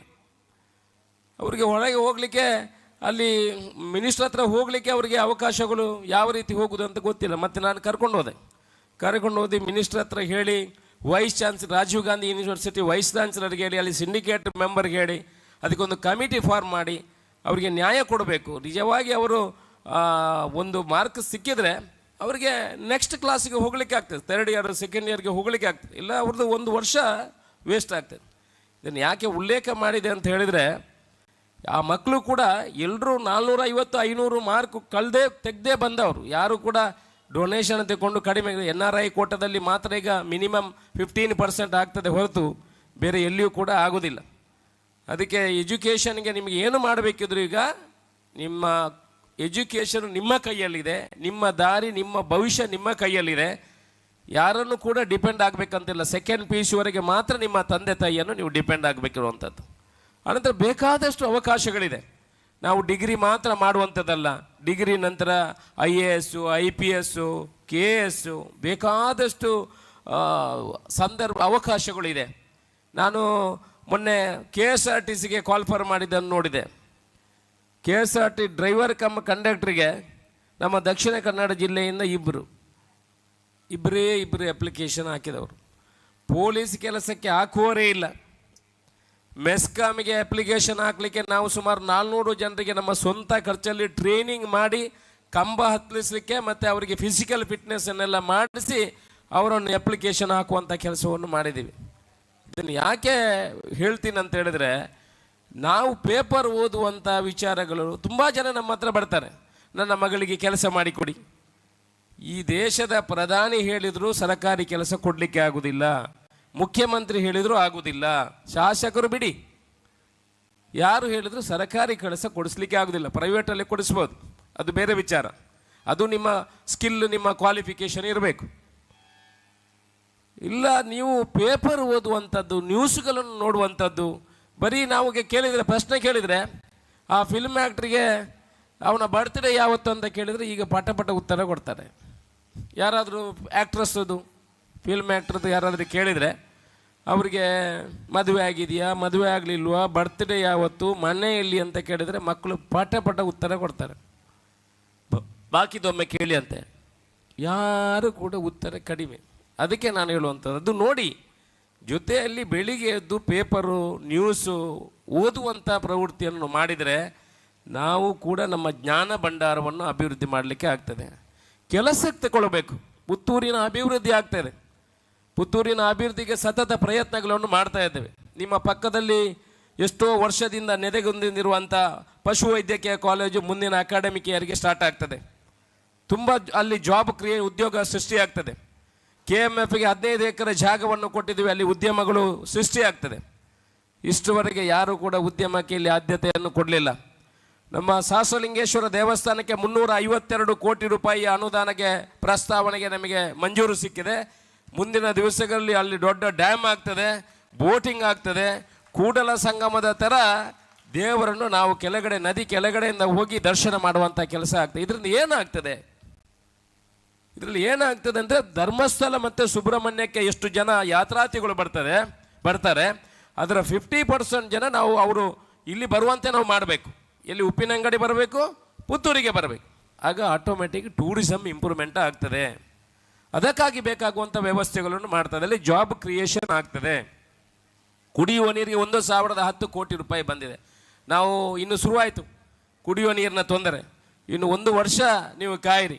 1,010 ಕೋಟಿ ರೂಪಾಯಿಯ ಇಡೀ ದಕ್ಷಿಣ ಕನ್ನಡ ಜಿಲ್ಲೆ ಅಲ್ಲ, ಇಡೀ ಕರ್ನಾಟಕದಲ್ಲಿ 1,010 ಕೋಟಿ ರೂಪಾಯಿ ಒಂದು ಕಾಮಗಾರಿ ಬಂದಿದೆ ಅಂತ ಹೇಳಿದ್ರೆ ಅದು ಪುತ್ತೂರು ವಿಧಾನಸಭಾ ಕ್ಷೇತ್ರಕ್ಕೆ ಬಂದಿದೆ. ಪ್ರಾಮಾಣಿಕವಾಗಿ ಪುತ್ತೂರಿನ ಅಭಿವೃದ್ಧಿಗೆ ನಾವು ಕೆಲಸಗಳನ್ನು ಮಾಡ್ತಾ ಇದ್ದೇವೆ. ನಿಮಗೆಲ್ಲ ಗೊತ್ತಿದೆ, ನಾವೆಲ್ಲ ಹೋದಲ್ಲಿ ಹೇಳ್ತೇವೆ, ನಮ್ಮದು 3 ಟಾರ್ಗೆಟ್ ಇರುವಂಥದ್ದು. ಈ ಪುತ್ತೂರು ವಿಧಾನಸಭಾ ಕ್ಷೇತ್ರದಲ್ಲಿ ಯಾರು ಕೂಡ ನಿವೇಶನ ರಹಿತರಾಗಿ ಇರಬಾರ್ದು. ಯಾರು ಕೂಡ ಯಾರಿಗೆ ನಿವೇಶನ ಇಲ್ಲ, ಬಾಡಿಗೆ ಮನೆಯಲ್ಲಿದ್ದಾರೆ, ದಯಮಾಡಿ ನಿಮ್ಮ ಪಂಚಾಯತಿಗಳಲ್ಲಿ, ಬೇರೆ ಪಂಚಾಯತಿಗಳು 9 ಪಂಚಾಯತಿಗಳಲ್ಲಿ 180 ಎಕರೆ ಜಾಗವನ್ನು ನಿವೇಶನಕ್ಕಾಗಿ ಮಂಜೂರು ಮಾಡಿ ಇಟ್ಟಿದ್ದೀವಿ.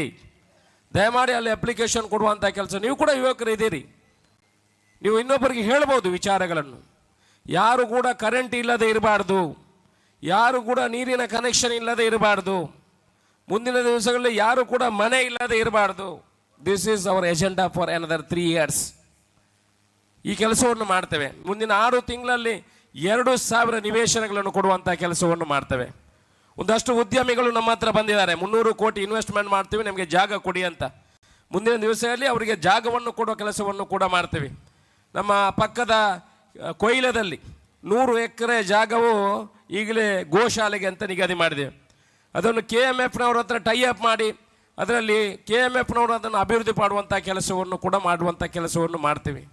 ಎಲ್ಲ ಕಡೆ ರಸ್ತೆಗಳ ಅಭಿವೃದ್ಧಿ ಆಗ್ತಾ ಇದೆ. ಪುತ್ತೂರಿನಲ್ಲಿ ಮಹಾಲಿಂಗೇಶ್ವರ ದೇವಸ್ಥಾನದ ಅಭಿವೃದ್ಧಿಗೆ ಪಣ ತೊಟ್ಟಿದ್ದೇವೆ. ಪುತ್ತೂರನ್ನು ಪ್ರವಾಸಿ ಸ್ಥಾನ ಮಾಡಬೇಕು ಅನ್ನೋ ದೃಷ್ಟಿಕೋನಗೊಂಡು ಬಿರುಮಲಗುಡ್ಡೆಗೆ ಸುಮಾರು 3 ಕೋಟಿ ರೂಪಾಯಿ ಅನುದಾನವಂತಂದು ಅಲ್ಲಿ ಅಭಿವೃದ್ಧಿಯನ್ನು ಮಾಡಿದ್ವಿ. ಯಾಕೆ ಅಂತ ಹೇಳಿದರೆ ಪುತ್ತೂರಿನ ಚಿತ್ರಣವನ್ನು ಬದಲಾಯಿಸಬೇಕು, ಅಭಿವೃದ್ಧಿ ಆಗಬೇಕು, ಭ್ರಷ್ಟಾಚಾರ ರಹಿತವಾಗಿ ಕೆಲಸಗಳನ್ನು ಮಾಡಬೇಕು. ಯಾರೇ ಅಧಿಕಾರಿಗಳು ಬಂದು ಅವರು ದುಡ್ಡು ತಗೊಂಡಿದ್ರೆ ಆ ದುಡ್ಡು ಕೊಟ್ಟವನು ಯಾರಾದರೂ ನಮ್ಮ ಎದುರುಗಡೆ ಬಂದು ಹೇಳಿದರೆ ಆ ಅಧಿಕಾರಿಯನ್ನು ಕರೆದು ಆ ದುಡ್ಡನ್ನು ವಾಪಸ್ ಕೊಡುವಂಥ ಕೆಲಸವನ್ನು ಮುಂದಿನ ದಿವಸಗಳಲ್ಲಿ ಮಾಡ್ತೇವೆ, ಇವಾಗಲೂ ಮಾಡ್ತೇವೆ. ಆದರೆ ಜನ ಹೆದರ್ತಾರೆ, ಹಿಂದಿನಿಂದ ದುಡ್ಡು ಕೊಡ್ತಾರೆ, ನಾನು ಬಂದು ಕೇಳುವಾಗ ಇಜ್ಜಿ ಕೊಡ್ತೀವಿ ಅಂತ ಹೇಳ್ತಾರೆ.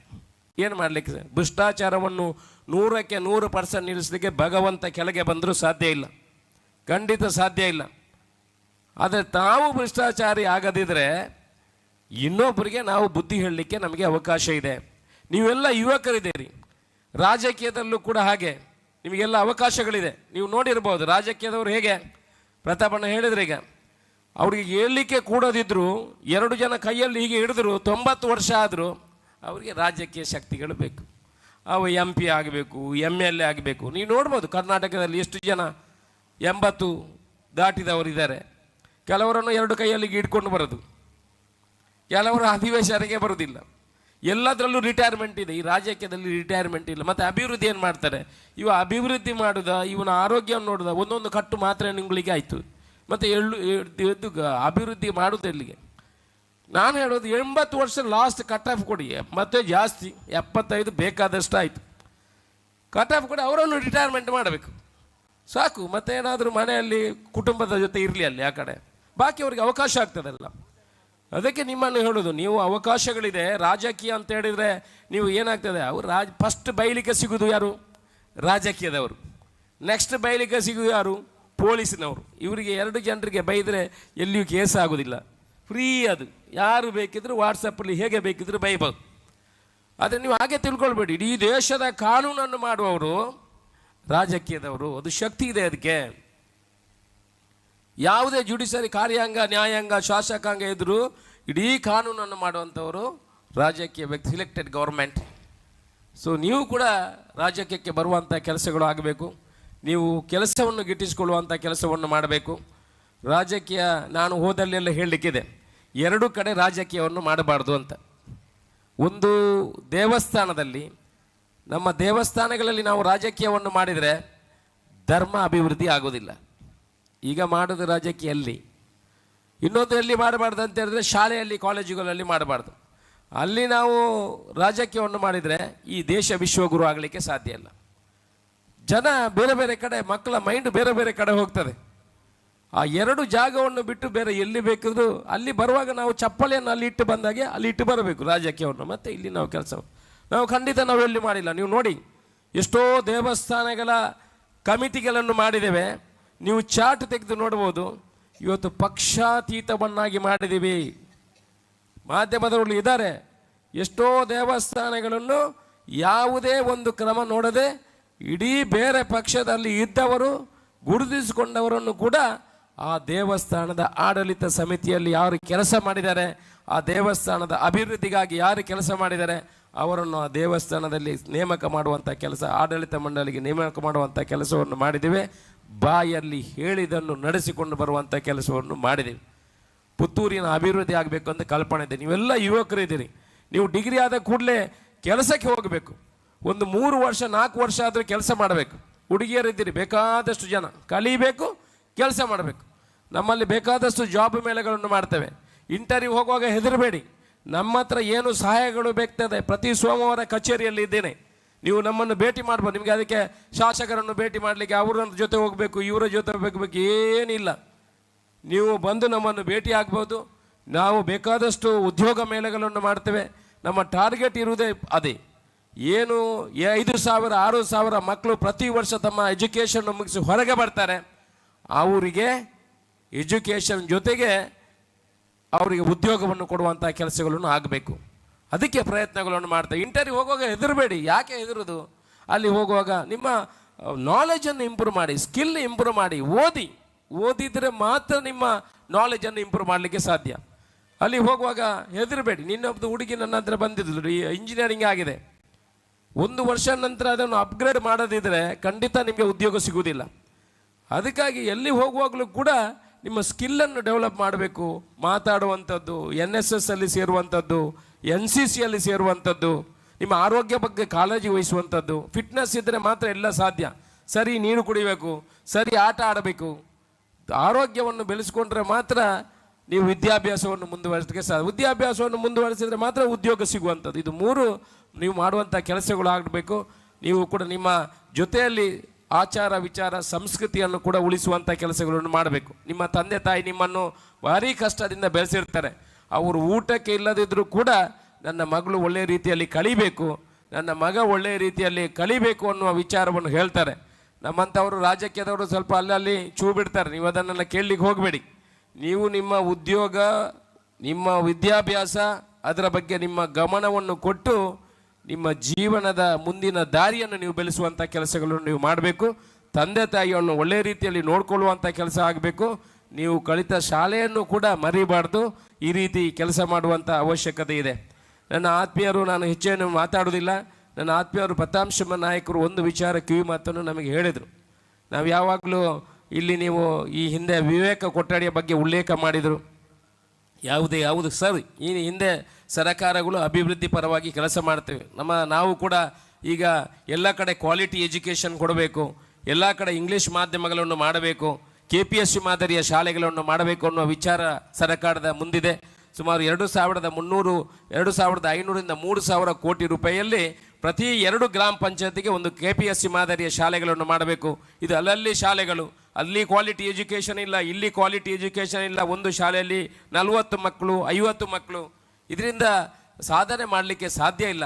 ಎಲ್ಲ KPSC ಮಾದರಿ ಶಾಲೆ ಅಂತ ಹೇಳಿದ್ರೆ ಎಲ್ಲ ಇಂಗ್ಲೀಷ್ ಮಾಧ್ಯಮಗಳು. ಕನ್ನಡ ಬೇಡ ಅಂತ ಹೇಳೋದಲ್ಲ, ತುಳು ಬೇಡ ಅಂತಲ್ಲ, ಎಲ್ಲ ಮಕ್ಕಳು ಎಲ್ಲ ಲ್ಯಾಂಗ್ವೇಜನ್ನು ಕಲಿಬೇಕು. ಅವರು ಪ್ರೈವೇಟ್ ಶಾಲೆಯಲ್ಲಿ ಕಲಿತ ಮಕ್ಕಳು, ಗೌರ್ಮೆಂಟ್ ಶಾಲೆಯಲ್ಲಿ ಕಲಿತಂಥ ಮಕ್ಕಳು ಅಂತ ಡಿಫ್ರೆನ್ಷಿಯೇಟ್ ಇರಬಾರ್ದು. ಯಾಕೆ ಮಕ್ಕಳು ಎಲ್ಲದನ್ನು ಹೇಳಿದನ್ನು ಕಲಿತಾರೆ. ಅದಕ್ಕೂ ಕೂಡ ಸರ್ಕಾರ ಕೆಲಸಗಳನ್ನು ಮಾಡ್ತದೆ. ಹಿಂದೆ ಬರುವಂಥ ವಿವೇಕ ಕೊಠಡಿ ಏನು ಮಾಡಿದ್ದಾರೆ ಅದನ್ನು ಈಗಿನ ಸರ್ಕಾರ ಕೂಡ ಮುಂದುವರಿಸಿಕೊಂಡು ಬಂದಿದೆ. ಅದಂತ ಹೇಳಿದ್ರೆ ಈಗ ನೋಡಿ, ನಾನು ಶಾಸಕ ಪ್ರತಾಪ ನನಗೆ ಒಳ್ಳೆ ಗೊತ್ತು. ನಾವು ಈ ರಾಜ್ಯಕ್ಕದವ್ರು ಹೇಗೆ ಅಂತ ಹೇಳಿದರೆ ಅಲ್ಲಿ ಹೇಳಿದನ್ನು ಹೇಳ್ತೀವಿ. ಈಗ ದುಡ್ಡು ಕೊಟ್ಟದ್ದು ಈಗ ಇಲ್ಲಿ 3 ಕೋಟಿ ರೂಪಾಯಿ ಬಂದಿದೆ. ಏನು ಅಶೋಕ್ ರೈ ಎಸ್ಟೇಟಿಂದ ತಗೊಂಡು ಬಂದು ಇಲ್ಲಿ 3 ಕೋಟಿ ರೂಪಾಯಿ ಕೊಟ್ಟದಲ್ಲ. ನೀವೆಲ್ಲ ಟ್ಯಾಕ್ಸ್ ಕಟ್ಟಿದ ದುಡ್ಡನ್ನು ಹಂಚುವ ಒಂದು ಅಧಿಕಾರ ಮಾತ್ರ ನೀವು ನಮಗೆ ಕೊಟ್ಟಿದ್ದೀರಿ. ನಾವು ಹಂಚುವ ಕೆಲಸವನ್ನು ಮಾತ್ರ ಮಾಡೋದು. ನೀವು ಇಡ್ಲಿ ತಿಂದರೂ ಟ್ಯಾಕ್ಸ್ ಇದೆ, ಶರ್ಟ್ ತಗೊಂಡ್ರು ಟ್ಯಾಕ್ಸ್ ಇದೆ, ಮನೆಗೆ ಏನು ತಗೊಂಡ್ರು ಟ್ಯಾಕ್ಸ್ ಇದೆ. ಆ ಟ್ಯಾಕ್ಸನ್ನು ಕಲೆಕ್ಟ್ ಮಾಡಿ ನಾವು ಇದನ್ನು ಹಂಚುವಂಥ ಜವಾಬ್ದಾರಿ ಮಾತ್ರ ನಾವು ಭಾಷಣ ಕೊಡುವಾಗ ಅಂತ ಹೇಳೋದು, ನಾನು 3 ಕೋಟಿ ಮೂಲು ಕೊರಿ, 2 ಕೋಟಿ ಅವಳು ಕೊರಿ, 5 ಕೋಟಿ ಮೂಲು ಕೊರಿ ಅಂತ ಹೇಳೋದು. ಆದರೆ ಶ್ರಮ ಮಾತ್ರ ನಮ್ಮ ಹತ್ರ ಇದೆ. ನಾವು ಯಾವ ರೀತಿ ಶ್ರಮ ಹಾಕಿ ಅನುದಾನಗಳನ್ನು ತರಲಿಕ್ಕೆ ಆಗ್ಬೋದು, ಅನುದಾನಗಳು ಸುಲಭವಾಗಿ ಬರೋದಿಲ್ಲ. ಅನುದಾನಗಳು ಬರಬೇಕಿದ್ರೆ ಆ ಟ್ರ್ಯಾಕಲ್ಲಿ ವರ್ಕ್ ಮಾಡಬೇಕು, ನಮಗೆ ನಾಲೆಜ್ ಇರಬೇಕು, ಕಲ್ತುಕೊಂಡಿರಬೇಕು. ಈಗ 352 ಕೋಟಿ ರೂಪಾಯಿ ತರಬೇಕಿದ್ರೆ ನಾನು ಎಸ್ಟೇಟಲ್ಲಿ ಕೂಟ್ರೆ ಅಥಮೆಟಿಕ್ ಬರೋದಿಲ್ಲ. ಪ್ರೀ ಬಜೆಟ್ ಮೀಟಿಂಗಿಗೆ ಹೋಗ್ಬೇಕು ನಾನು. ಬಜೆಟ್ ಆದ ನಂತರ ಆ ಬಜೆಟಲ್ಲಿ ನನಗೇನು ಕೊಡಲಿಲ್ಲ ಅಂತ ಹೇಳೋದಲ್ಲ. ನಾನು ಅದಕ್ಕೆ ಹೇಳೋದು education is very important for any selected ಇದು ಅಂತ ರೆಪ್ರೆಸೆಂಟೇಟಿವ್ ಅಂತ. ಅವನಿಗೆ ಎಜುಕೇಷನ್ ಬೇಕು. ಹಾಗಾದರೆ ಪ್ರೀ ಬಜೆಟ್ ಮೀಟಿಂಗ್ಗೆ ಹೋದರೆ ಮಾತ್ರ ಅವನಿಗೆ ನಾವು ಮೆಡಿಕಲ್ ಕಾಲೇಜ್ ಸಿಗಬೇಕು ಅಂತ ನಮ್ಮ ಕಲ್ಪನೆ ಇದೆ. ನಾಡಿದ್ದು 7ನೇ ತಾರೀಕಿಗೆ ಬಜೆಟ್ ಆದ ನಂತರ ನಾನು ಹೋಗಿ ನನಗೆ ಮೆಡಿಕಲ್ ಕಾಲೇಜಿಗೆ ಹೋಗಲಿಲ್ಲ, ನನ್ನ ತಲೆಗೆ ಹೊಡ್ಕೊಂಡ್ರೆ ಏನು ಪ್ರಯೋಜನ ಇಲ್ಲ. ಈಗ ಆಗುವಂಥ ಪ್ರೀ ಬಜೆಟ್ ಮೀಟಿಂಗ್ಗೆ, medical education minister pre budget ಮೀಟಿಂಗ್ಗೆ ನಾನು ಹೋಗಬೇಕು, ನನ್ನ ಪ್ರಸ್ತಾವನೆಯನ್ನು ಕೊಡಬೇಕು, ಮುಖ್ಯಮಂತ್ರಿ ಹತ್ರ ಹೋಗಬೇಕು, ನಾನು ಡಿಮ್ಯಾಂಡ್ ಮಾಡಬೇಕು. ನಮ್ಮ ದಕ್ಷಿಣ ಕನ್ನಡ ಜಿಲ್ಲೆಗೆ ನಾನು ಕೇಳ್ತೀನಿ, ನಮಗೆ ನೀವು 10 ವರ್ಷದ ಬಜೆಟನ್ನು ತೆಗೆದು ನೋಡಿ, 5 ವರ್ಷದ ಹಿಂದಿನ ಬಜೆಟನ್ನು ನೋಡಿ. 1 ರೂಪಾಯಿ ಆ ಬಜೆಟಲ್ಲಿ ಬಂದಿದ್ರೆ, ಆ ಬಜೆಟಲ್ಲಿ ದಕ್ಷಿಣ ಕನ್ನಡ ಜಿಲ್ಲೆಗೆ 1 ರೂಪಾಯಿ ಅಂತ ಬರೆದಿದ್ರೆ ನಾನು ನೀವು ಹೇಳಿದಾಗೆ ಹೇಳ್ತೇನೆ. ಯಾರು ಹೋಗುವುದಿಲ್ಲ ಸ್ವಾಮಿ, ಯಾರು ಆ ಕಲ್ಪನೆಗಳೇ ನಮ್ಮ ಹತ್ರ ಇಲ್ಲ. ನಾನು ಅವರನ್ನು ದೂರುದು, ಪಕ್ಷವನ್ನು ದೂರುದು ಅಂತಲ್ಲ. ಈ ಸಲ ಬಜೆಟಲ್ಲಿ ನಮಗೆ ಪಶುವೈದ್ಯ ಕಾಲೇಜಿಗೆ 24 ಕೋಟಿ ರೂಪಾಯಿಯನ್ನು ಮೊನ್ನೆ ಮಂಜೂರು ಮಾಡಲಿಕ್ಕೆ ಮುಖ್ಯಮಂತ್ರಿ ಹತ್ರ ಬಳಸಿ ಬಂದಿದ್ದೇನೆ. ವೈದ್ಯಕೀಯ ಮೆಡಿಕಲ್ ಕಾಲೇಜು ನಮಗೆ ಕೊಡಬೇಕು ಅಂತ ನಾನು ಏನೆಲ್ಲ ವಾದಗಳನ್ನು ಮಾಡಬಹುದು, ಏನೆಲ್ಲ ವಿಚಾರ ಮಾಧ್ಯಮದ ಮುಂದೆ ನಾನು ಹೇಳೋದಿಲ್ಲ. 7ನೇ ತಾರೀಕಿನ ನಂತರ ಹೇಳ್ತೇನೆ. ಅದಕ್ಕೆ ಏನೆಲ್ಲ ಪ್ರಯತ್ನಗಳನ್ನು ಮಾಡಬೇಕು ಅದನ್ನೆಲ್ಲ ಮಾಡಿದ್ದೀನಿ. ಪುನಃ ನಾಳೆಯಿಂದ ಹೋಗಿ ಮುಖ್ಯಮಂತ್ರಿ ಅವ್ರ ಹತ್ರ ಕಚೇರಿಯಲ್ಲಿ ಕೂತುಕೊಂಡು ನಮ್ಮ ಮೆಡಿಕಲ್ ಕಾಲೇಜ್ ನಮಗೆ ಕೊಡಬೇಕು, ಪುತ್ತೂರಿಗೆ ನಮಗೆ ಅವಶ್ಯಕತೆ ಇದೆ. ಈ ಬೇಡಿಕೆಯನ್ನು ಮುಖ್ಯಮಂತ್ರಿಯಲ್ಲಿ ಇಡ್ತೀನಿ. ಯಾಕೆ ಇಡಬೇಕು? ಬೆಳ್ತಂಗಡಿ, ಸುಳ್ಯ, ವಿಟ್ಲ ಈ ಭಾಗಕ್ಕೆ ನಮಗೆ ಎಲ್ಲಿಯೂ ಸರಿಯಾದ ಆಸ್ಪತ್ರೆಗಳಿಲ್ಲ. ನೀವು ಆಸ್ಪತ್ರೆಗೆ ಹೋಗಿ ಅಂತ ಯಾವ ಡಾಕ್ಟ್ರು ಕೂಡ ನಿಮ್ಮನ್ನು ಮುಟ್ಟುವುದಿಲ್ಲ, ಸೀದಾ ಚೀಟಿ ಕೊಡೋದು ಮಂಗಳೂರಿಗೆ ಹೋಗಿ ಅಂತ. ಮಂಗಳೂರಿಗೆ ಬರುವಾಗ ಡೆಡ್ ಬಾಡಿಯೇ ತರುವುದಿಲ್ಲ. ಇವತ್ತು ನಾವು ನೋಡ್ತಾ ಇರ್ಬೋದು, ಮುಂದೆ ನಮಗೂ ಕೂಡ ಆ ಕಾಲಘಟ್ಟ ಬರ್ತದೆ ಅಂತ. ಅದಕ್ಕೆ ನಾವು ತಯಾರಾಗಿರಬೇಕು. ಒಂದು ಮೆಡಿಕಲ್ ಕಾಲೇಜ್ ಬಂದರೆ ಪುತ್ತೂರಿನ ಸರ್ವಾಂಗೀಣ ಅಭಿವೃದ್ಧಿ ಆಗ್ತದೆ. 5,000 ಮಕ್ಕಳು ಬರ್ತಾರೆ, ಎಷ್ಟೋ ಜಾಬ್ ಕ್ರಿಯೇಟ್ ಆಗ್ತದೆ. 40 ಎಕರೆ ಜಾಗ ನಮ್ಮ ಸೇಡಿಯಪ್ಪಲ್ಲಿ ಅಭಿವೃದ್ಧಿ ಆಗ್ತದೆ. ಆ ಮೆಡಿಕಲ್ ಕಾಲೇಜ್ ಸಿಗಬೇಕಿದ್ರೆ ನಮಗೆ 400 ಬೆಡ್ಡಿನ ಆಸ್ಪತ್ರೆ ಬೇಕು. ಆ ಆಸ್ಪತ್ರೆಯ ಜೊತೆ ಮೆಡಿಕಲ್ ಕಾಲೇಜನ್ನು ಕೂಡ ಮಂಜೂರು ಮಾಡಬೇಕು ಅಂತ ಮುಖ್ಯಮಂತ್ರಿ ಹತ್ರ ನಾವು ಬೇಡಿಕೆಯನ್ನು ಇಟ್ಟಿದ್ದೇವೆ. ಒಂದು ಶಾಸಕನ ನೆಲೆಯಲ್ಲಿ ನಾನು ಯಾವ ರೀತಿಯಾಗಿ ಮಾತಾಡ್ಬೋದು, ಯಾವ ರೀತಿಯಾಗಿ ಕೇಳ್ಬೋದು, ಯಾವ ರೀತಿಯಾಗಿ ಪ್ರೆಸೆಂಟ್ ಮಾಡ್ಬೋದು, ಐ ಹ್ಯಾವ್ ಫುಲ್ಫಿಲ್ಡ್ ಎವ್ರಿಥಿಂಗ್. ಏನು ಬಿಡಲಿಕ್ಕಿಲ್ಲ. ಇನ್ನು ನಾಳೆ ಕೂಡ ಹೋಗಿ ಮುಖ್ಯಮಂತ್ರಿ ಹತ್ರ ಕೇಳ್ತೀನಿ. ಈ ಸಲ ನಮಗೆ ಮೆಡಿಕಲ್ ಕಾಲೇಜ್ ಸಿಕ್ಕಿದ್ರೆ ನಾವೆಲ್ಲ ನಂಬಿರುವಂಥ ದೇವರ ಹತ್ರ ಪ್ರಾರ್ಥನೆ ಮಾಡೋದು. ಯಾರೆಲ್ಲ ಅದಕ್ಕೆ ಅಡ್ಡ ಬರ್ತಾರೆ ಅವರ ಮನಸ್ಸನ್ನು ಸ್ವಲ್ಪ ರಿಲೀಸ್ ಮಾಡಿ ದೇವರೇ, ಆ ಮುಖ್ಯಮಂತ್ರಿಗೂ ಮನಸ್ಸಿಗೆ ಕೊಟ್ಟು ನಮಗೆ 1,000 ಕೋಟಿ ಕೊಟ್ಟು ಮೆಡಿಕಲ್ ಕಾಲೇಜ್ ಸಿಕ್ಕಿದ್ರೆ ನಾನು ಕೂಡ ಶಾಸಕನಾಗಿ ಸಾರ್ಥಕ ಆಯಿತು ಅಂತ ನನ್ನ ಮನಸ್ಸಿನ ಭಾವನೆ. ನಮ್ಮೆಲ್ಲ ಶುಭ ಹಾರೈಕೆಗಳಿರಲಿ, ಪುತ್ತೂರಿನ ಅಭಿವೃದ್ಧಿ ಆಗಲಿ. ನಾನು ಹಿಂದೆ ತುಂಬ ಜನರ ಭಾಷಣ ಕೇಳ್ತೇನೆ. ನಾನು ದೊಡ್ಡವರ ಜೊತೆಯಲ್ಲಿ ಇದ್ದೆ ಹಿಂದೆ. ಆಗ ಅವರೆಲ್ಲ ಭಾಷಣ ಕೊಡ್ತಾಯಿದ್ರು. ನಾನು ನಿಮ್ಮ ಜೊತೆ ಮುಂದೆ ಕೂತ್ಕೊಂಡು ಕೇಳ್ತಾ ಇದ್ದೆ. ಈ ಪುತ್ತೂರಿನ, ನಾನು ಪಕ್ಷಾತೀತವಾಗಿ ಹೇಳುವಂಥದ್ದು, ಅದರಲ್ಲಿ BJP ಅವರಿದ್ದಾರೆ, ಕಾಂಗ್ರೆಸ್ನವರಿದ್ದಾರೆ.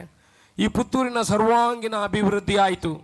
ನಾನು ಮುಂದೆ ಅವರಿಗೆ ಜವಾಬ್ದಾರಿ ಸಿಕ್ಕಿದ ಕೂಡಲೇ ಭಾಷಣ ಮಾಡೋದು, ನಾವು ಎದುರುಗಡೆ ಚಪ್ಪಲೆ ತಟ್ಟೋದು. ಆಗ ಅವರು ಹೇಳೋದು, ಈ ಪುತ್ತೂರಿನ ಸರ್ವಾಂಗೀಣ ಅಭಿವೃದ್ಧಿ ಆಯಿತು.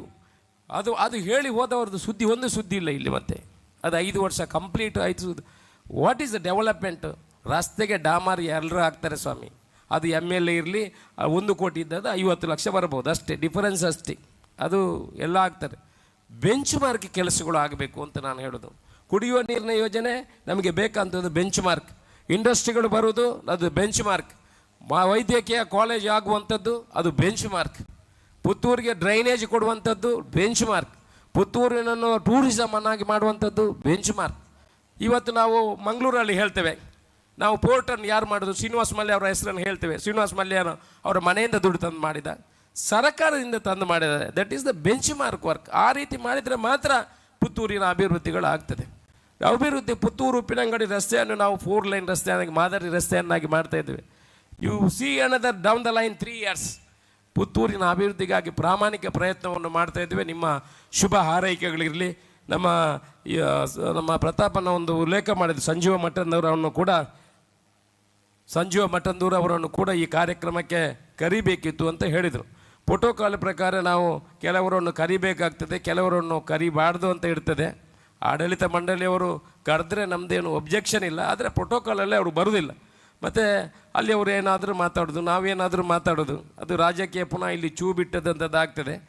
ಅದರಲ್ಲಿ ನಾವು ಏನು ಅಭಿವೃದ್ಧಿಯಲ್ಲಿ ಯಾವತ್ತೂ ಕೂಡ ನಾವು ರಾಜಕೀಯವನ್ನು ಮಾಡೋದಿಲ್ಲ. ನಾನು ಯಾವತ್ತೂ ಹೇಳ್ತೀನಿ, ಅಭಿವೃದ್ಧಿಯಲ್ಲಿ ನಿನ್ನೆ ನಾವು ನೇಷನಲ್ ಹೈವೇ ಮಾಣಿಯಿಂದ, ನಮ್ಮ ನೇಷನಲ್ ಹೈವೇ ಇಲ್ಲಿಂದ ಪಾಸ್ ಆಗ್ತದೆ, ಇದನ್ನು ಬೇಗ ಮಾಡಿ ಕೊಡಲಿಕ್ಕೆ ಹೇಳಿದ್ದೀವಿ. ನೇಷನಲ್ ಹೈವೇ ನಾವು ಮಾಣಿವರೆಗೆ ಬಂದರೆ ಮಾಣಿಯಿಂದ ಸಂಪಾಜರವರೆಗೆ ನೇಷನಲ್ ಹೈವೇ ಮಾಡಬೇಕು ಅಂತ ಆಲ್ರೆಡಿ ಈಗ DPR ಮಾಡಲಿಕ್ಕೆ ರೆಡಿಯಾಗಿದೆ. ಈ DPR ಮಾಡೋದನ್ನು ಟೆಂಡರ್ ಮಾಡಲಿಕ್ಕೆ 1 ವರ್ಷ ಆಯಿತು. 1 ವರ್ಷದಲ್ಲಿ ನಾನು ನೇಷನಲ್ ಹೈವೇ ರೀಜನಲ್ ಮ್ಯಾನೇಜರ್ ಆಫೀಸಿಗೆ 22 ಸಲ ಹೋಗಿದ್ದೀನಿ. ಯಾರು ಕೂಡ MLAಗಳು ನೇಷನಲ್ ಹೈವೇ ಕೆಲಸ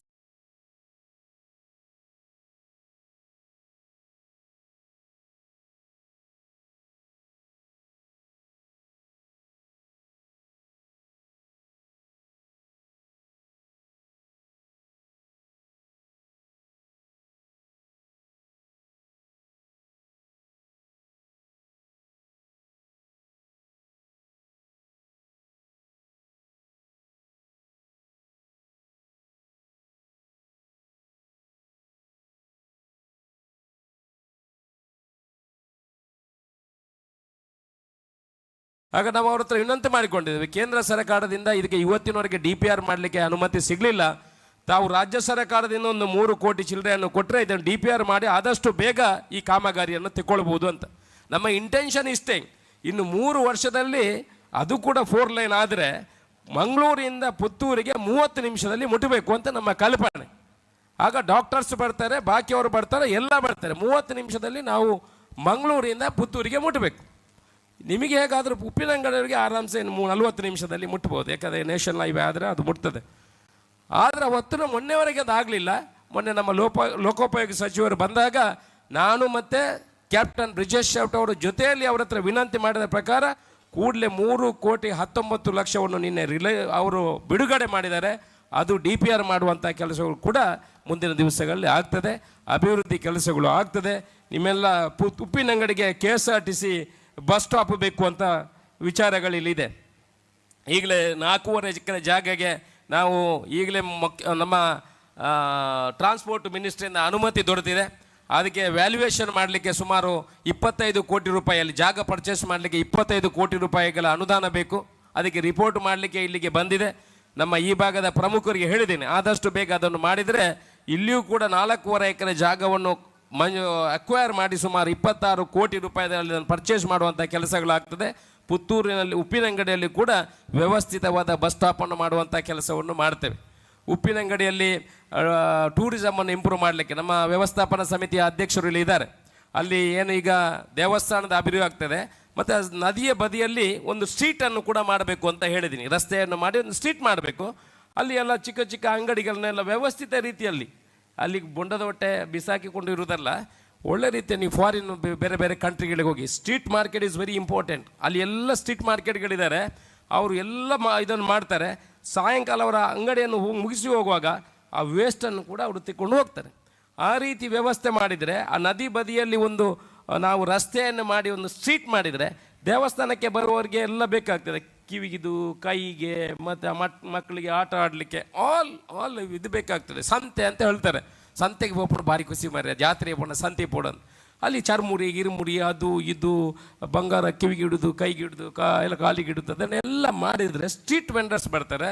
ಎಲ್ಲ ಜನ ಅಲ್ಲಿ ಗಾಡಿಯನ್ನು ಬಿಡಬಾರ್ದು, ನಡ್ಕೊಂಡು ಹೋಗೋ ಇದು ವ್ಯವಸ್ಥೆ ಆಗಬೇಕು. ಆಗ ದೇವಸ್ಥಾನಕ್ಕೂ ಜನ ಬರ್ತಾರೆ, ಟೂರಿಸಮ್ ಡೆವಲಪ್ ಆಗ್ತದೆ.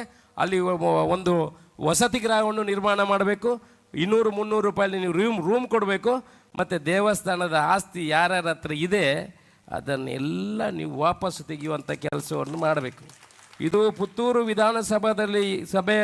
ವಿಧಾನಸಭಾ ಕ್ಷೇತ್ರದಲ್ಲಿರುವಂಥ ದೇವಸ್ಥಾನದ ಜಾಗವನ್ನು ಯಾರು ಒಳಗೆ ಹಾಕಿದ್ದಾರೆ ಅಲ್ಲಿ ಎಲ್ಲ JCB ಶಬ್ದ ಮುಂದಿನ ದಿವಸಗಳಲ್ಲಿ ಬರ್ತದೆ.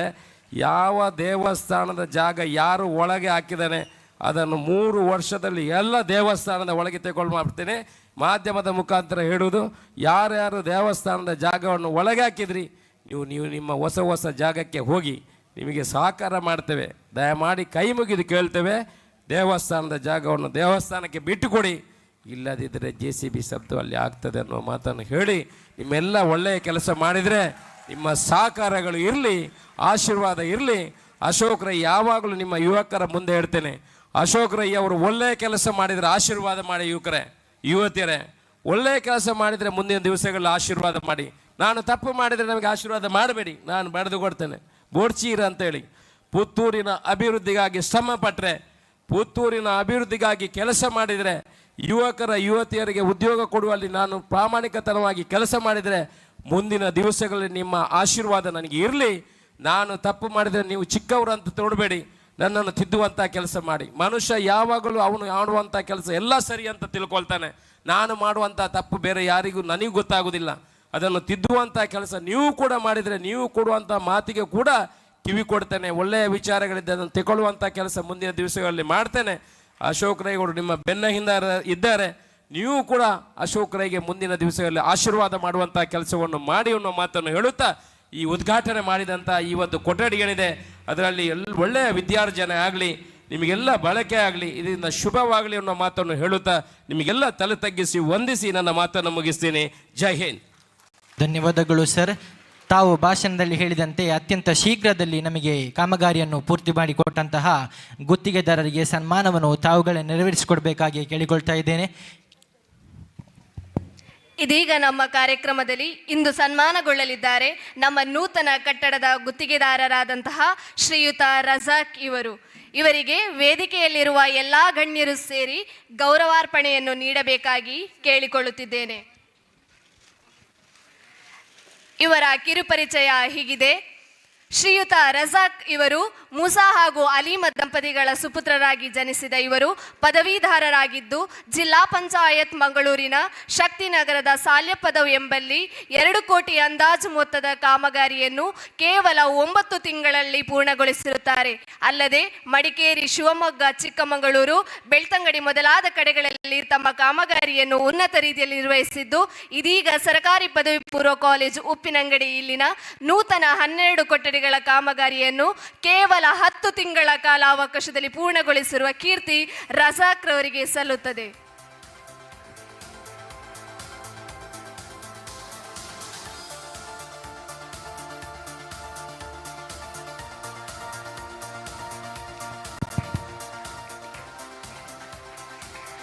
ಮುಂದಕ್ಕೆ ಈ ವೇದಿಕೆಯಲ್ಲಿ ಸನ್ಮಾನಿತಗೊಳ್ಳಲಿದ್ದಾರೆ ಶ್ರೀಯುತ ಜಯಕುಮಾರ್ ಪೂಜಾರಿ ಇವರ ಕಿರುಪರಿಚಯ ಹೀಗಿದೆ. ಶ್ರೀಯುತ Jayakumar Poojary junior commissioner officer, Belthangady taluk Uruvalu ಗ್ರಾಮದ ಚೆಂಡೆತ್ತಿ ಮಾರಿನ ದಿವಂಗತ ಕೊರಗಪ್ಪ ಪೂಜಾರಿ ಹಾಗೂ ಶ್ರೀಮತಿ ಕುಸಮ್ಮ ದಂಪತಿಗಳ 3ನೇಯ ಪುತ್ರನಾಗಿ ಜನಿಸಿದ ಇವರು ಉಪ್ಪಿನಂಗಡಿ ಸರಕಾರಿ ಪದವಿ ಪೂರ್ವ ಕಾಲೇಜಿನಲ್ಲಿ ವಿದ್ಯಾಭ್ಯಾಸವನ್ನು ಪಡೆದಿರುತ್ತಾರೆ. ಇವರು ಭಾರತೀಯ ಭೂಸೇನೆಯಲ್ಲಿ ಸೈನಿಕನಾಗಿ ಕರ್ತವ್ಯವನ್ನು ನಿರ್ವಹಿಸುತ್ತಾ ಗಡಿ ರಕ್ಷಣೆಯನ್ನು ಮಾಡಿರುತ್ತಾರೆ. 1999ರಲ್ಲಿ ಕಾರ್ಗಿಲ್ ಯುದ್ಧ ಭೂಮಿಯಲ್ಲಿ ಪಾಕಿಸ್ತಾನದ ಜೊತೆ ಹೋರಾಟ ನಡೆಸಿ 24 ವರ್ಷ ಸೇನೆಯಲ್ಲಿ ಸೈನಿಕರಾಗಿ ದುಡಿದು ಸೇನಾ ಸೇವಾ ಪದಕ, ದೀರ್ಘಾವಧಿ ಪದಕ, ಅಂತೆಯೇ ಸೇನೆಯ 7 ಪದಕಗಳೊಂದಿಗೆ ನಿವೃತ್ತಿ ಹೊಂದಿರುತ್ತಾರೆ.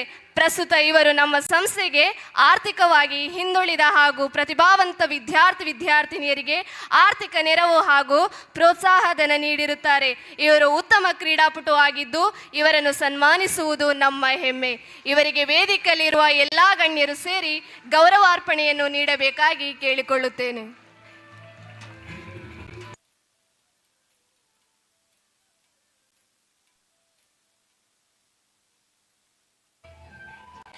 ಶಾಸಕರಿಗೆ ಧನ್ಯವಾದಗಳು.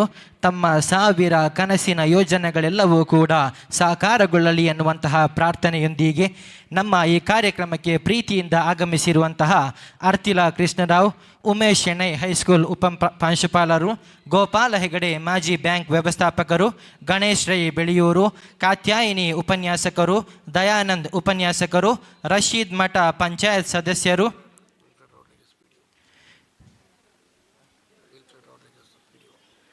ಅದೇ ರೀತಿ ಯೂಸುಫ್ ಪೆದಮಲೆ, ನಾರಾಯಣ ಹೆರಳೆ, ಲೋಕೇಶ್ ಬೆತ್ತೋಡಿ, ಚಂದ್ರಶೇಖರ್ ಮಡಿವಾಳ, ಶುಕ್ರು ಮೇಜರಬೆಟ್ಟು, ಅದೇ ರೀತಿ ಎಲ್ಲ ಸರ್ಕಾರಿ ಪದವಿ ಕಾಲೇಜಿನ ಪ್ರಾಂಶುಪಾಲರು ಮತ್ತು ಉಪನ್ಯಾಸಕರಿಗೂ ಕೂಡ ಈ ಕಾರ್ಯಕ್ರಮಕ್ಕೆ ಸ್ವಾಗತವನ್ನು ಕೋರ್ತಾ ಇದ್ದೇವೆ.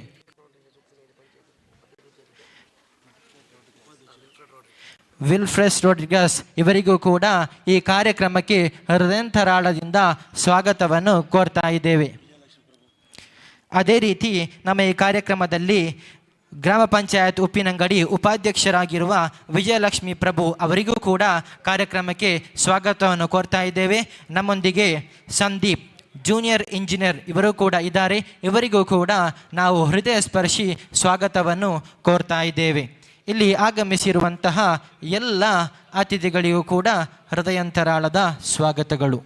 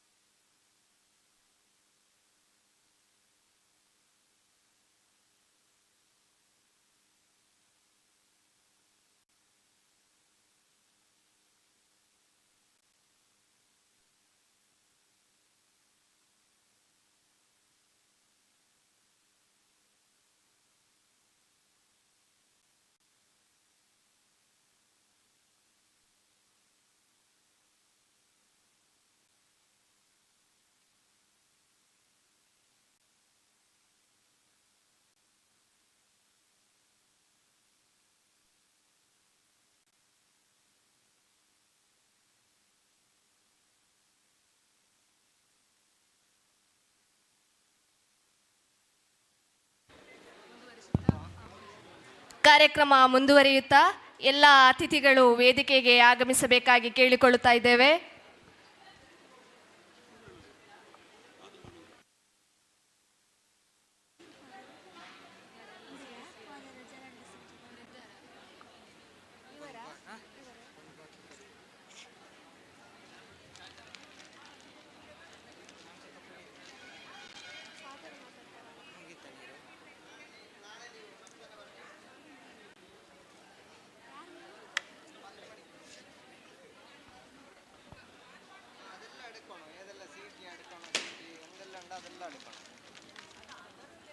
അത് അവൾക്കറിയോ അവൾക്കറിയോ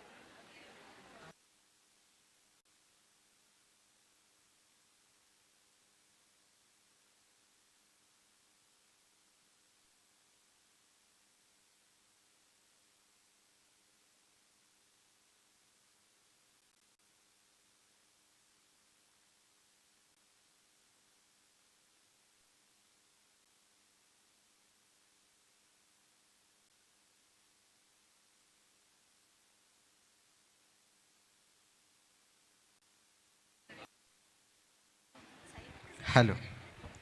ಕಾರ್ಯಕ್ರಮ ಮುಕ್ತಾಯಗೊಂಡಿಲ್ಲ.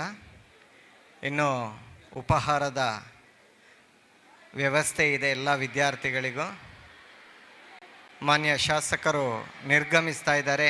ಕಾರ್ಯಕ್ರಮ ಮತ್ತಷ್ಟು ಮುಂದುವರಿಲಿಕ್ಕಿದೆ.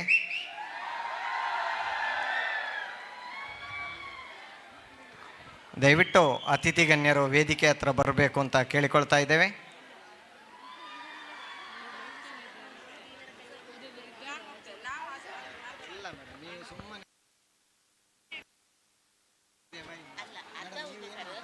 ನಾವಿಗೆ ಈಗ ಬಿದ್ದ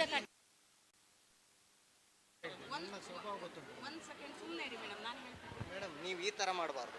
ಯಾಕೆ ನೀವು ನನ್ನಲ್ಲಿ ಒಂದು ಹೇಳೋದು, ಅವರಲ್ಲಿ ಒಂದು ಹೇಳೋದು? ನಾನು ಅವರಲ್ಲಿ ಏನಾರು ಹೇಳಿದ್ನ ಸರ್, ಏನಾರು ಹೇಳಿದ್ನ? ಇದು ಮಾಡಿದಿರಿ. ಏನು ನನ್ನ ಮನೆಗೆ ಮಾಡ್ತಾ ಇದ್ದೀನಾ?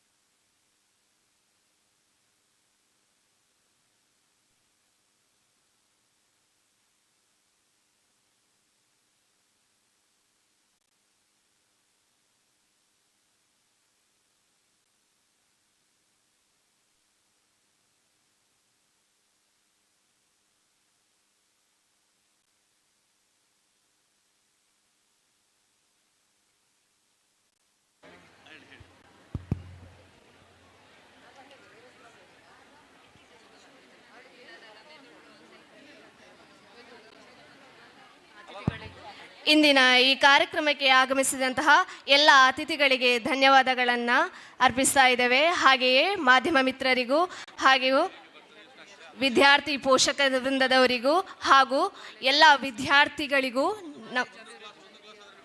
ಕಾಲೇಜು ಅಭಿವೃದ್ಧಿ ಸಮಿತಿಯ ಎಲ್ಲ ಸದಸ್ಯರಿಗೂ ಕೂಡ ಧನ್ಯವಾದಗಳನ್ನು ಅರ್ಪಿಸ್ತಾ ಇದ್ದೇವೆ.